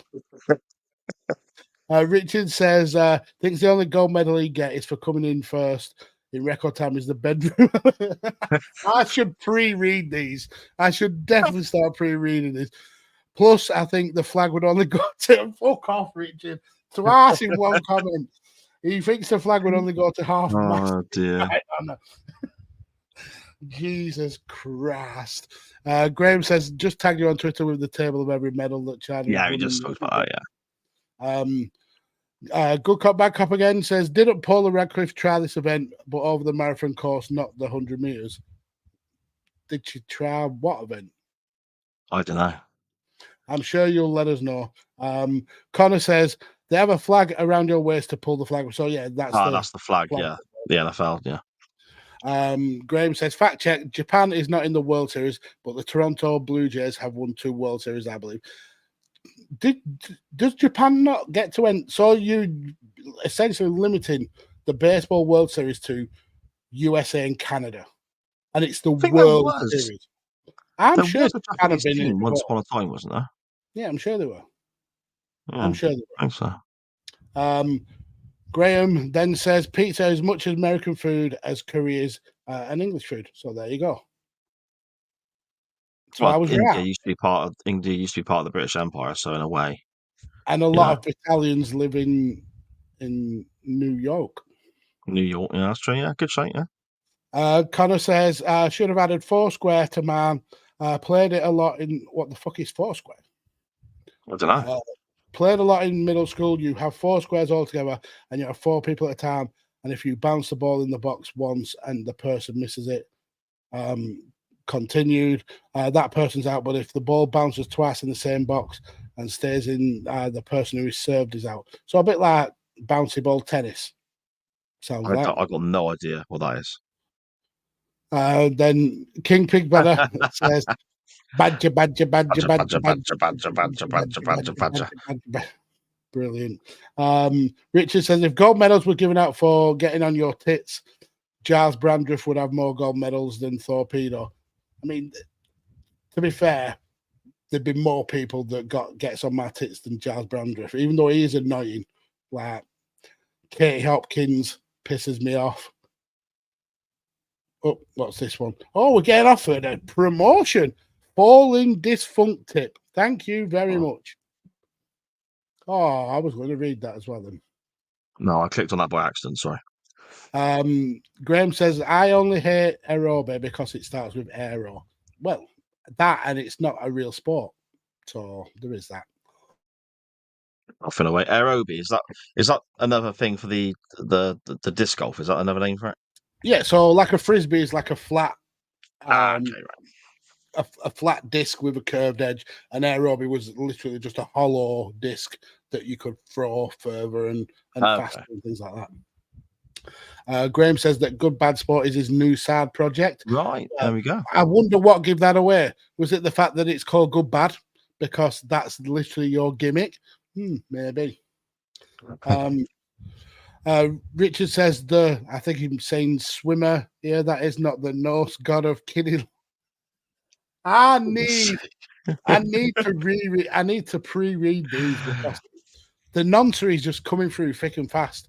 Graham says that the what was it? Pesa Bola has already been played at the Olympics in Helsinki, and I wonder why it never caught on after that. It was weird, weren't it? How a ridiculous game of backyard rounders, yeah, essentially. Because people were literally running out across motorways to go and get the ball and get mowed down and stuff. 45 deaths. Graham says, please show him the respect he's due. Mags, this is Bob the Cap Catcher. Who is that? The guy who's in the video, I think, that he sent us. Okay. Fuck Bob the Cap Catcher. That's all I've got to say. Tyler, hello, sir. How are you? Hello, Tyler. Hope you're having a good evening. Graham says, if press-ups were vertical and in the chair, as Sars showed, I think I may actually be able to do some. Brilliant. I think I'd still struggle. Graham says, in relation to UFC, have you guys heard of pancreation? Oh, you mean pancreas? Yeah, that was in the ancient Olympics. There has been precedent. Yeah, that's pancreas. If you remember the wrestler Minoru Suzuki, he kind of adapted pancreas wrestling to a more kind of shoot style wrestling. He was like an innovator of that. Not in ancient Olympics, but in modern times. It's probably old enough. Yeah. Dan says on competitive eating, Nathan's famous hot dog eating contest should be an Olympic event. Yeah, that watching people eat that many hot dogs it's stomach churning. Absolutely stomach churning. I don't like the way they dip the bread in water. That's gack. Yeah. That's horrible. I know, but it makes sense because you're not chewing airy bread, are you? Still. You're swallowing slimy bread. Ah. We've covered this one already. Sai Yep. hasn't seen The Running Man. I freaking love the film, so he's only seen bits. Graham says spoiler alerts, and is Mags talking about Penny Shovel? Yeah, I think that's what the game's called, Penny Shovel. Right, yeah. So you may have played it. Richard says Starsky from Starsky and Hutch fame directed The Running Man. They're now doing a TV show. Yeah, I heard that it was kind of getting a reboot, but I've not really seen much about it. Dan says we don't need a Karen Olympics. A Karen Olympics would be amazing. Andy's event would be waiting in airports. That's an endurance. That'd be like a marathon, wouldn't it? Like how long you could endure being in an airport queue. And as a spectator sport, it'd probably be about as interesting as cricket. Fucking cheese roller. Dan says, would the creative name be like the advanced swearing badge at Ali G in the house? Yeah, exactly. Dan says that Aussies, the Irish, the Brits, and the Germans in Olympic drinking could be lethal, and it would be like a multi-day event. You'd go to bed and you'd wake up and they'd still be at it. Then King Pigwater says the trick is to spin the yard as you drink to stop it. Yeah, the whole Coriolis effect. Dan says apparently the Olympic Village is a right fuckfest every time. Heard on the radio they provided 50,000 condoms for the athletes at this one, and they're all for that one Dutch one. So he don't leave any evidence at the scene. They can carry his evidence away with him. Andy says when we knew the NWO had made it mainstream was when the porn parody came out. Jesus. Porn parody, the NWO? Is there porn of NWO? Who? That's weird.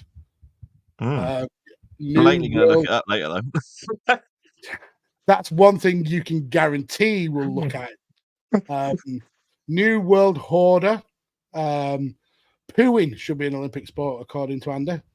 And then this is why Dan Griffin is absolutely amazing in this particular non-wrestling topic, because he goes in for the rules and the intricacies of each event. He says, are we talking the size of the poo or the frequency? Either way, I'm looking at taking the silver. At least a silver.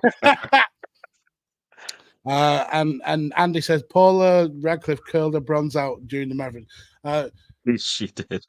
Did she have a shit or was it a piss? Did she not pull? That was she had a shit, didn't she?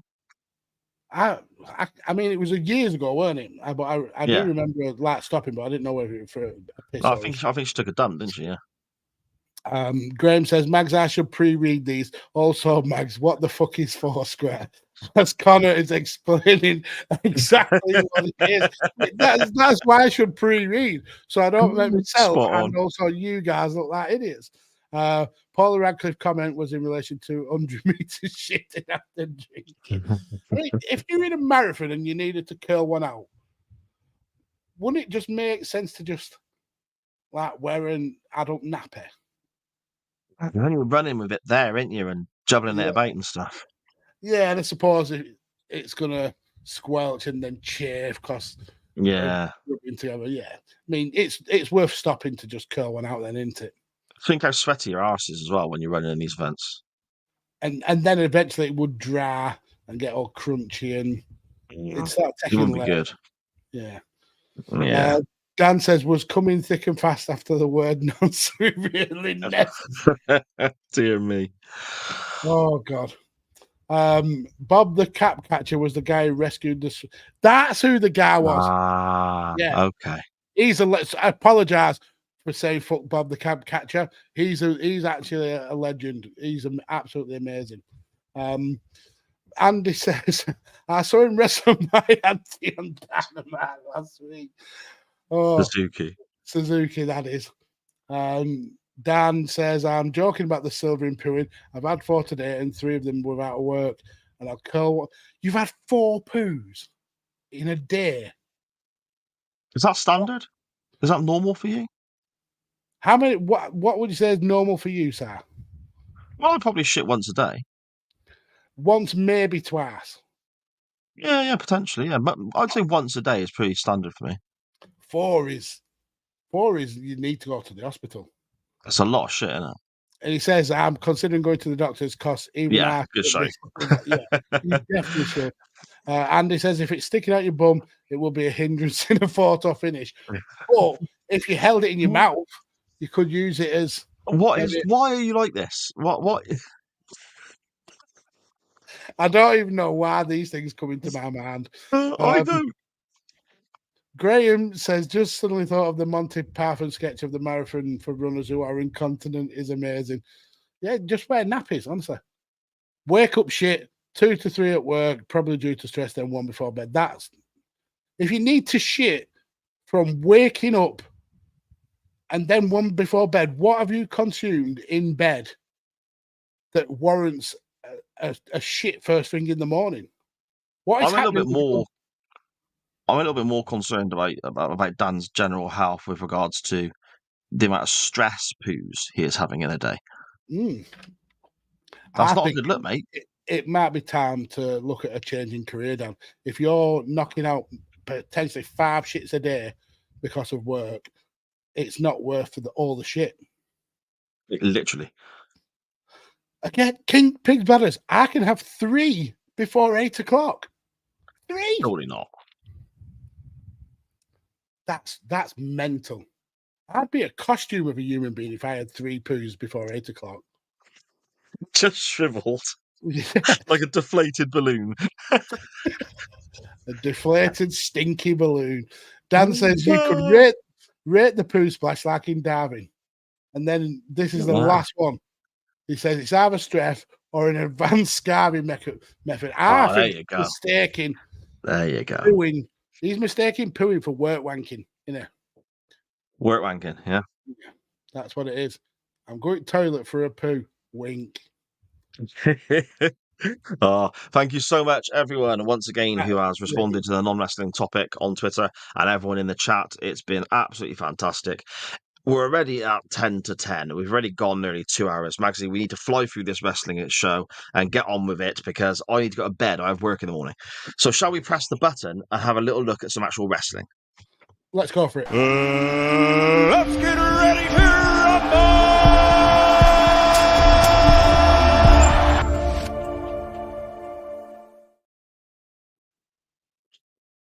Okie dokie then. Magsy won a poll with a match that you'd normally think I would have picked. What was your thought process in selecting this, Mags? It was because Barry Windham lost. And I thought, I'll stick this to Sar because I like to see him and his love of Barry Windham being shot down in flames. And I regretted it for one reason. Because it was actually a bloody good match. I enjoyed it. Yeah, it is. And Barry gets the last laugh as well. Well, he's a twat at the end, isn't he? No. Typical twatty, cunty Barry Windham. We'll get to that, but everything Barry Windham does, I think, is fully justified. But anyway, we are talking about the Clash of the Champions 21 event that came to us from Georgia in late 1992. The main event of that show was for the unified tag team titles, so the NWA and WCW tag team championships held by Dustin Rhodes and Barry Windham. Oddly enough, the NWA don't recognise their title runs here.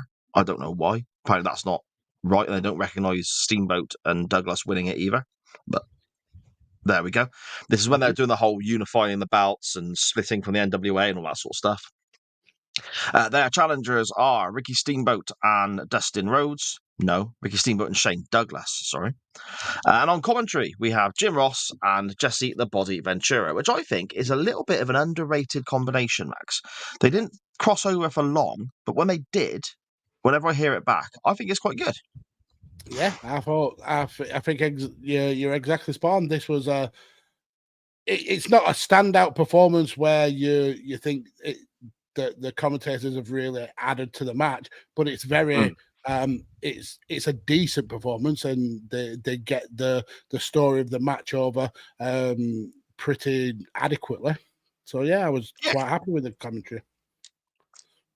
Dustin Rhodes and Shane Douglas start the match. We get lots of near falls early on, don't we? It's lots of both teams are babyface teams, Yeah. so we're kind of playing on the fact that they're matey. They're both good guys. There's a respect between them. And Dustin Rhodes and Ricky Steamboat have past history anyway. They've held tag titles together in the past as well. So I that think adds we've another covered layer. one of their matches on Chain Wrestling before. Yes. Lots of near falls to start with backslides and roll ups, but then lots of tie ups, Magsy. It's quite interesting because there's no punches thrown, which again I suppose comes back to the respect between the two, isn't it? Yeah. I thought the opening few minutes was really good. Catch cans chain wrestling. I thought it was a lot of it was very flawless, really neat and tidy. There is quite a few headlocks and armbar wrestles in there, but it feels like really competent mid-90s wrestling. Yeah. I mean, first of all, I love this era of WCW. No, There's a little spell. Yeah, I do. Believe it or not. There's a little. I mean, the tag division at this point is not very strong. It's just lots of singles wrestlers thrown together. I mean, Andy in the chat there saying, "Off to bed, guys. Has to be at 5:30 for a poo." So No, good night, sir. Andy. Ta-da, mate. You look at the established tag teams that were in the NWA and WCW and so on, the likes of the Legion of Doom, the Nasty Boys, the Steiners, they've all jumped ship to the WWF by this point. So we are literally chucking singles wrestlers together and seeing what clicks. We do end up with the Hollywood Blondes from that for a 10-month run together, which of course was superb. But established tag teams, it's quite a weak division, Mags, isn't it? I don't know. This was not my thing. Going from this match, it absolutely makes sense because you've got two big wrestling stars, one up and coming star, and one that looks like the love child of Ric Flair and Lex Luger. Right. You know, Shane Douglas was only 28 years old at this time, and he looks about 50. You reckon? Yeah. See, when I think of Shane Douglas, I think of old man Shane Douglas in later years in ECW and then WCW and so on. So here, to me, he looks like 12 because he looks babyface, like not as in good guy, but compared to what I normally think of him as, you know? I think he's kind of like Arn Anderson, where he looks old all of his life. Yeah, fair point. There's lots of arm drags, lots of arm bars. There's a weird, what looks like a sling blade kind of effort, but it doesn't quite work out that way. I'm not quite sure what that was supposed to be. Yeah, it kind of looked almost like they were playing a Ring of Roses. Yeah, I mean, but in the air. It looked impressive. So essentially, I think it's Douglas and was it Dustin? They run the ropes and Douglas basically hooks arms with Dustin and they spin around. Kind of, it reminded me of a little bit of the fight scene in The Matrix with you. Okay. So don't worry. I've seen The Matrix. So the fight scene in the underground tube station where it's Smith and Neo and they're trying to shoot and they spin in the air. It looked a little bit like that. At first I thought it was almost like a missed double clothesline, but then Jim Ross says, Douglas with an amazing move there, and it's like, all right, yeah, I kind of see what they were going for. It didn't look painful, but it did look impressive. Both go for a drop kick at the same time then. Yeah, that was silly. That was because you see the back of Douglas when he's doing the drop kick, and there's a certain art to a drop kick. You kind of like jump and you go sideways, so you're pushing both your feet. And Douglas like essentially just jumps up and splits his legs akimbo, so he doesn't get kicked in the bollocks from Dustin's drop kick. So yeah, you could tell that was a planned spot. It didn't look like two people actually going for a drop kick. Yeah. But that leads to both tagging out then, because we're getting the impression that the two younger guys on the two teams here can't be separated, I suppose. Mm-hmm. So they both tag out to their elder partners, their more experienced partners. Steamboat and Barry Windham come in, tie up. It's a bit rough and ready, and then they fall outside quite early, don't they? And then everyone's shouting and pointing and yelling. And old Barry, old Bazza, he's not happy at all, is he? He's already got a slightly different mindset than the other three guys in the match. Yeah, I mean, it has been very, like you said, it's been very friendly, very respectful up until this point. And Barry he's showing his aggressive side, and it actually takes both the other partners to come out and almost separate Barry from going to town on Steamboat. Which again, it felt a little bit weird seeing Dusty go past Steamboat to kind of hold Barry back, but then you realise in the context that these were meant to be two babyface teams and they are being respectful. It ends up making sense, but you can see the turn happening, and that turn starts to get stronger and stronger as the match goes on. Indeed.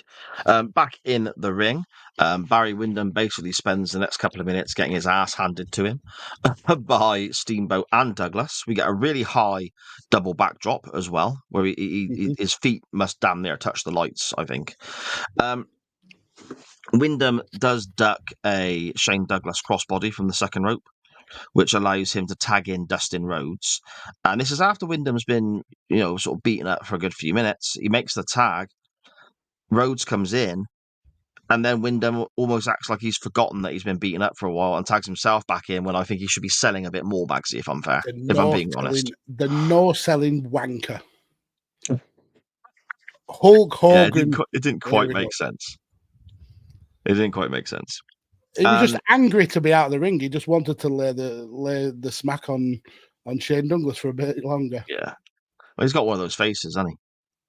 Yeah, Windham, that you just want to punch. Right. I thought actually, just before you carry on, I was seeing Barry Windham's face in this. I know now why you have such a love for Barry Windham. Because if you wore a Goldust style wig, you look like Barry Windham in this match. Trim the beard down a little bit, Goldust wig, you are Barry Windham. I don't know about that. He's far more trim than I am. I mean, from this section, maybe okay. You reckon, yeah? I'm not sure, mate. I don't know about that. I mean, Pig Spiders makes me look like Barry Windham, but it's no. I think you get Sharon to pick you up a Goldust platinum blonde wig for next week, and then we'll see how much you look like Barry Windham. Yeah. Okay, and I'll trim the tash and the beard and all that. Maybe. The other babyface team then of Rhodes and Windham take control for a period, and then they beat up Shane Douglas for a bit. And Douglas gets hit by not the greatest Barry Windham lariat that we've ever seen. It doesn't look quite as smooth as it normally does. He gets hit by a suplex from Barry Windham as well. Before he does nail a second rope crossbody to sort of try and turn the tide a little bit. That I was really impressed with Shane Douglas's crossbody because his turn in midair is so delayed. It's almost like he's messed it up, and then right at the last second he gets that turn. He was quite an athletic wrestler in this period. Like you look back at his later WCW stuff and his ECW stuff, he does become more of a brawler, kind of like punchy kicky style wrestler. But in this match especially, he's very athletic. It's really impressive. Yeah, definitely. Dustin Rhodes misses a drop kick.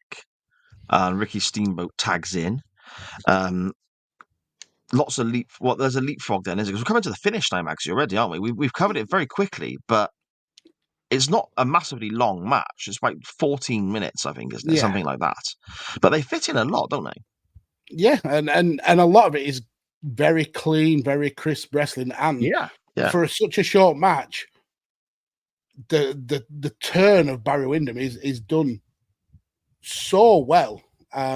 Because at the beginning of the match, he's the half-arving, happy Barry Windham babyface, and then during the match, he gets slowly darker and darker and more angry and aggressive. And then the spot that really kind of tips him over the edge is the one we're just going on to now, which basically we're seeing Dustin run the ropes and Ricky Steamboat doing whatever shenanigans he can do to avoid making contact. So he dives onto the floor 2 or 3 times. So Dustin has to run over him, which I think it felt more impressive because of just how small these rings actually were. These are not like WWE standard rings. So when you're seeing Ricky Steamboat lie on the floor and then get back up, and he's straight back down for the next time that Dustin's coming running the ropes, I thought that was really, really clever. And then we get a spot which, obviously, not knowing the story and not knowing how the match was meant to play out, looked like a massive bot to me. Yes, looked like, didn't it? It looked like, there's a bit of miscommunication. So Ricky goes to do the leapfrog, and you would expect Dustin to duck, and then we keep running the ropes. But Dustin just steams straight into Ricky's midsection, and Ricky Steamboat essentially sells being low blowed the best that I've ever seen. He looks like his bollocks have gone up to his stomach. He's crippled on the floor, like he's been actually kicked in the balls, and not a wrestling style. He looks like it's crippled him.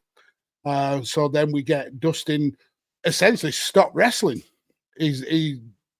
It's mentioned that these two were tag team partners and former champions. So Dustin's really concerned that there's a full-on injury here. And then you've got Barry Windham on the apron, fuming at Dustin Rhodes, like, pin him, fucking pin him now, pin him. And Dustin's like, I can't, he's injured. He's like, fucking pin him. Really good. Yeah, he's Dustin.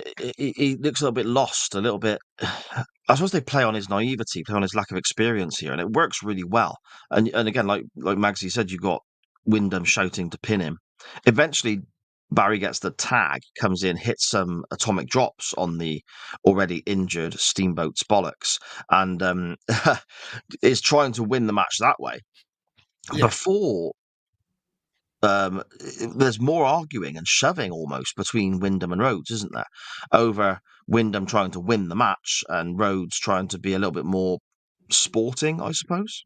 Yeah, and Windham is clearly trying to tell Dustin that you focus on the match first. Friendships go out the window when it comes to a match. But Dustin he's clearly been the honourable one of the tag team because he's not happy with the fact that Barry has resorted to capitalising on this potential real injury by doing doing extra damage to the groin of Ricky the Dragon. So he actually breaks up a pin. He stops his own team from winning the match and gets out the ring, and Windham is fucking pissed off at that. Absolutely fuming. Yeah. Whilst all this is going on, Steamboat has shuffled over to the corner, tags Douglas. And of course, I barely noticed that happen myself because I'm captivated and my attention is on Windham and Rhodes arguing and shouting and so on. Mm-hmm. And then Windham turns around straight into a belly-to-belly suplex from Shane Douglas, gets pinned, and they lose the titles. Yeah. But there's more added to that afterwards because they've lost the championship. Windham has just been hit with belly-to-belly and been pinned. He's in the one corner selling the move that's just lost the match for them. And his partner, Dustin Rhodes, doesn't go and check him. He goes and checks on Steamboat, who is still struggling. And you see Barry Windham get to his knees in the middle of the ring, and he's just watching Dustin congratulate the winning team, and then watches him leave the ring, not even checking on his own partner who's just lost the match. And Barry is fucking fuming, and you can hear him screaming for Dustin to come back to the ring. So Dustin made his way all the way down to the down the aisle, and Barry's gripping, his white knuckle gripping that top rope, screaming Dustin. So Dustin comes back to the ring. They have a little bit of an argument, and Dustin's trying to explain why he did what he did. He turns his back. Turns back around, and he just gets a side kick straight to the gut and gets absolutely destroyed by bastard Barry Windham. Well, fully justified, in my opinion. What are you fucking about for? Pin the guy, and then you can check on him. Keep your belts. Yeah, but this explaining to a young wrestler how you go about it, and then beating the shit out of him, and I think that he abused his experience. Wow, I don't know about that, mate. I'm siding with Barry all the way. He also gets hit with a big, massive jumping DDT that Windham uses on occasion, and of course, it's glorious. It's glorious, that DDT. Really, yeah, it's brilliant. And that really smooth, fantastic superplex. Obviously, you don't see it in its full glory here because the best part of that. Angles. Sorry, because of shitty camera angles. Well, there is that. But when Windham uses it in a match, he hits the superplex and then with a bounce of the ring, floats over into a pin, which for a guy his size is pretty spectacular. And it's so smooth. But obviously here he's not trying to pin the guy. From there, we cut to backstage. And we have Jesse the Body Ventura interviewing the new champions. And they're talking about Steamboat is talking a great deal about his friend Dustin Rhodes, and then Windham comes in with what looks like the rustiest steel chair I've ever seen in my life. They found that on a skip. They found that at a junkyard. It was horrific. That was a mess, wasn't it? And he just waffles the shit out of everyone, and it's glorious. And the way it was set up as well, it almost looked like it was going to be a promo in the same vein as Flair in 1992 when he won the Royal Rumble. Yeah. I mean, the Clash of the Champions events, they did tend to do this because they had a certain amount of television time remaining. And you would find that, especially in the earlier ones, they would finish the matches and be like, okay, well, we need to fill these last 5 minutes. So you would tend to have a lot of those interviews backstage like that. Well, the way that Barry Windham, not even a minute into the interview, comes in and, like you said, he just absolutely rockets these two. It's fucking brilliant. It's brutal, and then just slams him like a schoolyard bully. Just slams them both into the lockers. And what does Jesse the Body Ventura, former wrestler, what does he do? He ran off. He genuinely ran off. You see him bolting out of the camera angle. And then we get to the point you've just made. It cuts back to Jim Ross, and Jim Ross is, we're out of time, guys. So we'll let you know what happens on the next show. But see you later. Bye. There we go. Yeah. Just a little bit of background information, I suppose, as to where we go. I mean, this is potentially now going to be a crazy hot angle. You've got the new heel Barry Windham against the babyface Dustin Rhodes. There's potential there for a big payoff, a big feud, and so on. The next pay-per-view is Starrcade, so you've got an opportunity to have a huge match in the mid-card there. And in true WCW style, it goes fucking nowhere. Barry Windham starts tagging with a heel Brian Pillman and takes on Steamboat and Douglas at Starrcade instead, rather than facing Rhodes, which makes zero sense. But hey, because which WCW. Is where the story were. Yeah. It was a shot in the foot. That could have been a really good long-term storyline as well. Yep. Yeah. But it is especially with Windham's history with Dusty Rhodes at the same time. You could have played into all sorts of aspects, but yeah, there you go. There you go. Out of 10, Magsy, what are you thinking? Yeah, I wanted to fucking hate this match. As you know, I think Barry Windham is an absolute tosspot. But it was bloody good. It was a bloody entertaining. Yep. There's nothing particularly. Magsy coughing again. Bloody hell. You need to go see a doctor, mate. I really worry about you, you know. Yeah, muted. Then had to mute again. Oh, Streef, you okay? I am. There's nothing that's particularly outstanding and a revolution in wrestling, but it's crisp, it's clean. There's a brilliant story told. I really enjoyed this match. I'm gonna give it an 8. Wow. Okay. I've got 7. So you actually rated this higher than me, but it is a very good TV match, isn't it? It's I very am good. disgusted in myself. Ah, there we go, mate. There we go. Where would you like to go next week, Maxi? Linking from this match here. Okay, so I watched this on the WWE network, as I assumed that you did. I And did. what the network does, it gives you little thumbnails of the next Clash of Champions events in the top corner. And I saw a very memorable thumbnail for man for the Clash of Champions. I think it's 24. So it's a couple of 2 or 3 clashes on, but it's a picture of the Shockmaster was on man. So I want to go to Clash of the Champions 24. I want to see the flair for the gold segment, and then I want to go on to Fall Brawl 1993, where the Shockmaster teams up with Dustin Rhodes, Sting, the British Bulldog, for the War Games match against Sid Vicious, Vader, and Cole and Kane, aka Harlem Heat.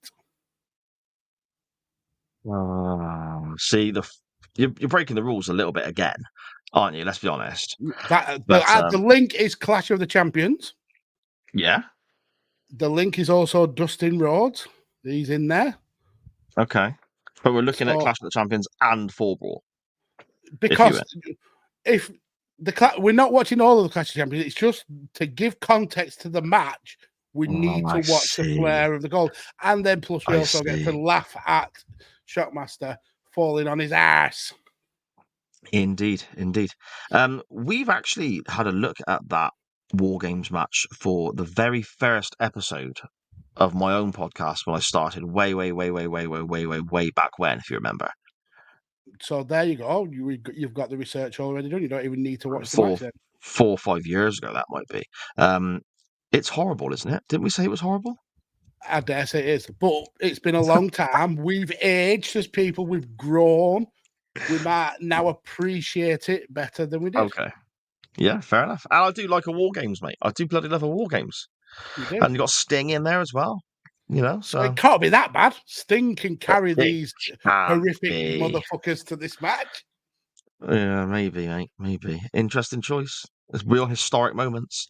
I have to put something up against it though, and I suppose in a way I'm kind of putting forward a Maxi pick. Well, in fact, I know I'm putting forward a Maxi pick because this is a match that you put forward probably about a year and a half ago, maybe. I'm not sure how long ago it was, but quite a while. That didn't win the poll.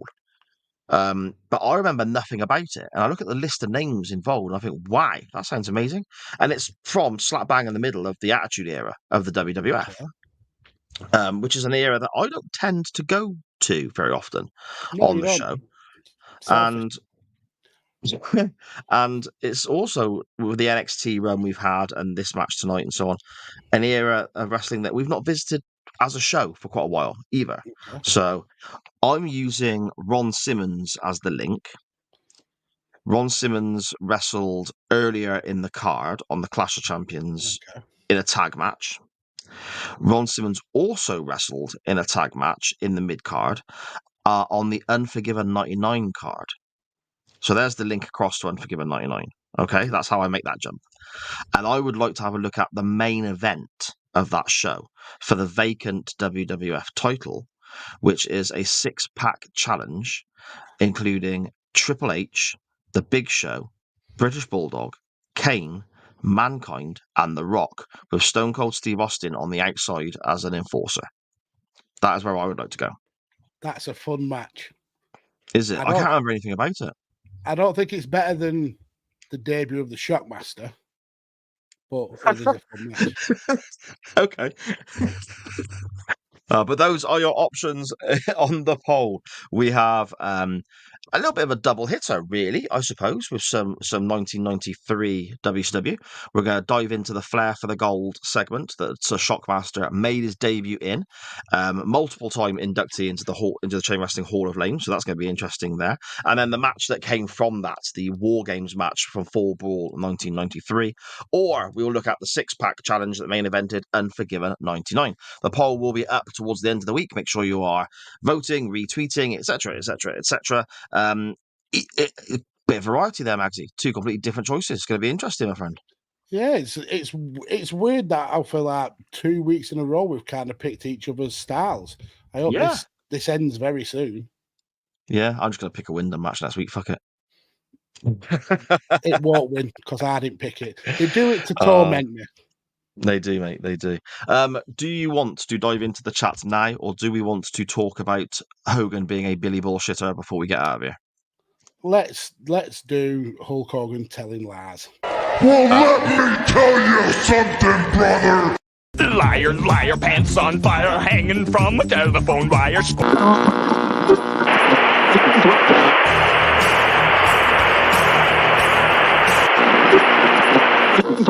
Squirming, pants are burning. When I lie, my hips start turning. Wow, that's unbelievable. Look, man, I made a mistake. What have you got for us, Max? Again, I don't know if I've already covered this one, but I'm going to repeat it anyway because it is ridiculous. Okay.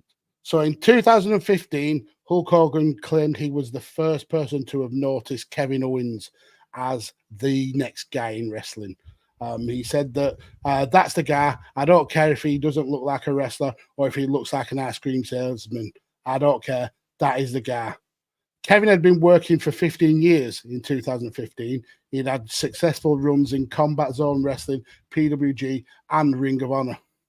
So thanks, Hogan, for seeing the guy who had been wrestling for 15 years. Plus, you're a lying cunt. Oh, my word. What a piece of shit. I don't think you have brought that one up before, but that is glorious. Well, I'm marking it with an X. There's so many that I think I've mentioned, but I haven't put an X. No.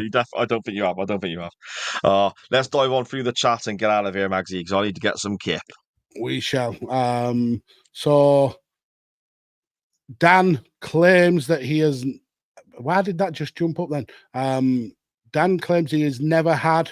Where? Oh, there it is. Never had a work wank. Fucking grim bastard, Mags. I think you test too much, dear. I think you may have. Then we've got King Pig Banner saying, if the poo is one elongated one, if the space of it's one elongated toilet break, the space of an hour, but with breaks in between where he might go and do some work. King Pig Banner says you would have to change your name to King Log Chopper. Oh, that's grim. Then Andy says, off to bed, he's got to be up for 5:30 for a poo. And then says, message King Pig Banners in the morning to compare notes about his second poo of the morning. Graham also ditched early, saying he's got a dash. Pleasure spending a couple of hours with you guys later. Yeah. Thank you very much. Yep. Dan says, wrestling, good cop bad cop wrestling podcast. Are you off for a poo too? I don't know if we got an answer for that, but Dan says, I feel like Shane Douglas is one of those that often forgotten as a bloody good wrestler. Yeah, do you know, this match, I've never disliked his work, but this match showed me that he was good at the old wrestling. He was very, very good at it. Dan then says, even his later WCW brawler stuff evolved into a real detestable shitheel and insufferable double act with Torre. Yeah, I've been watching wrestling bios and he's now doing the whole revolution thing. Yeah, he's shit. No wonder the Radicals ditched him when they come over to WCW. This wasn't his best work.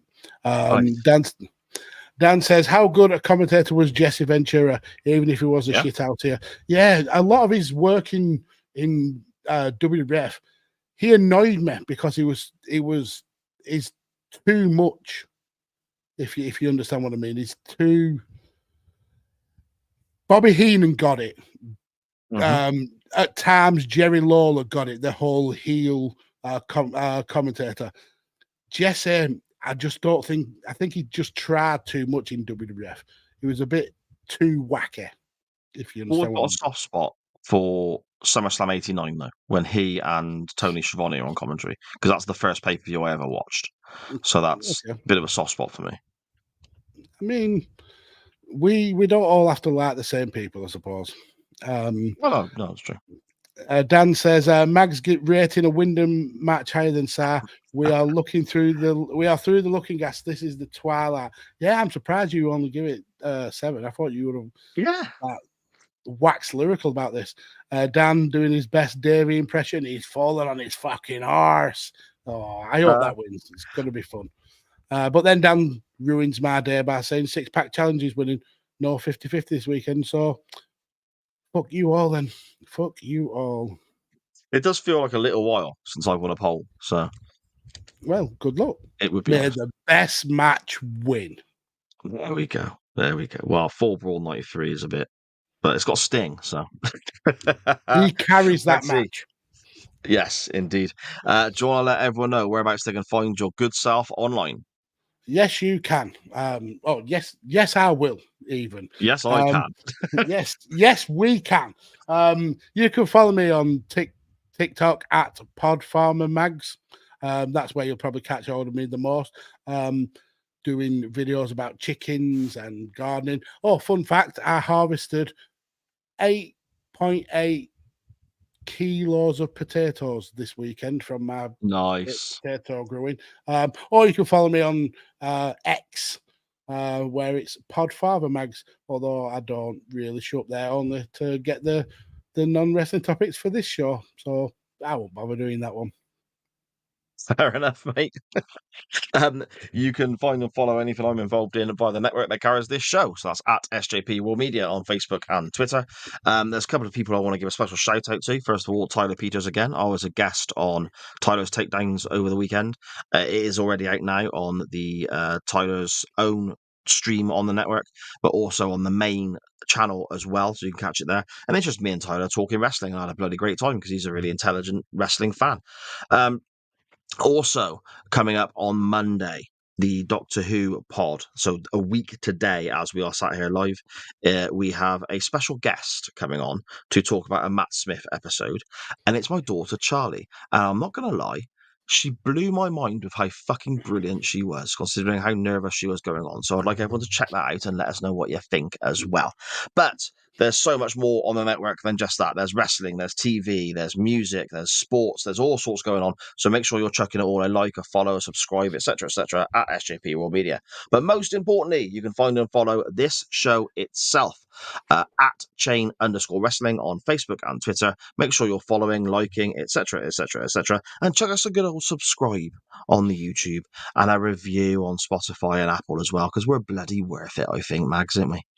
We are. Absolutely. Indeed. I'm off now, Magsy, to literally get my head down and go to sleep. Because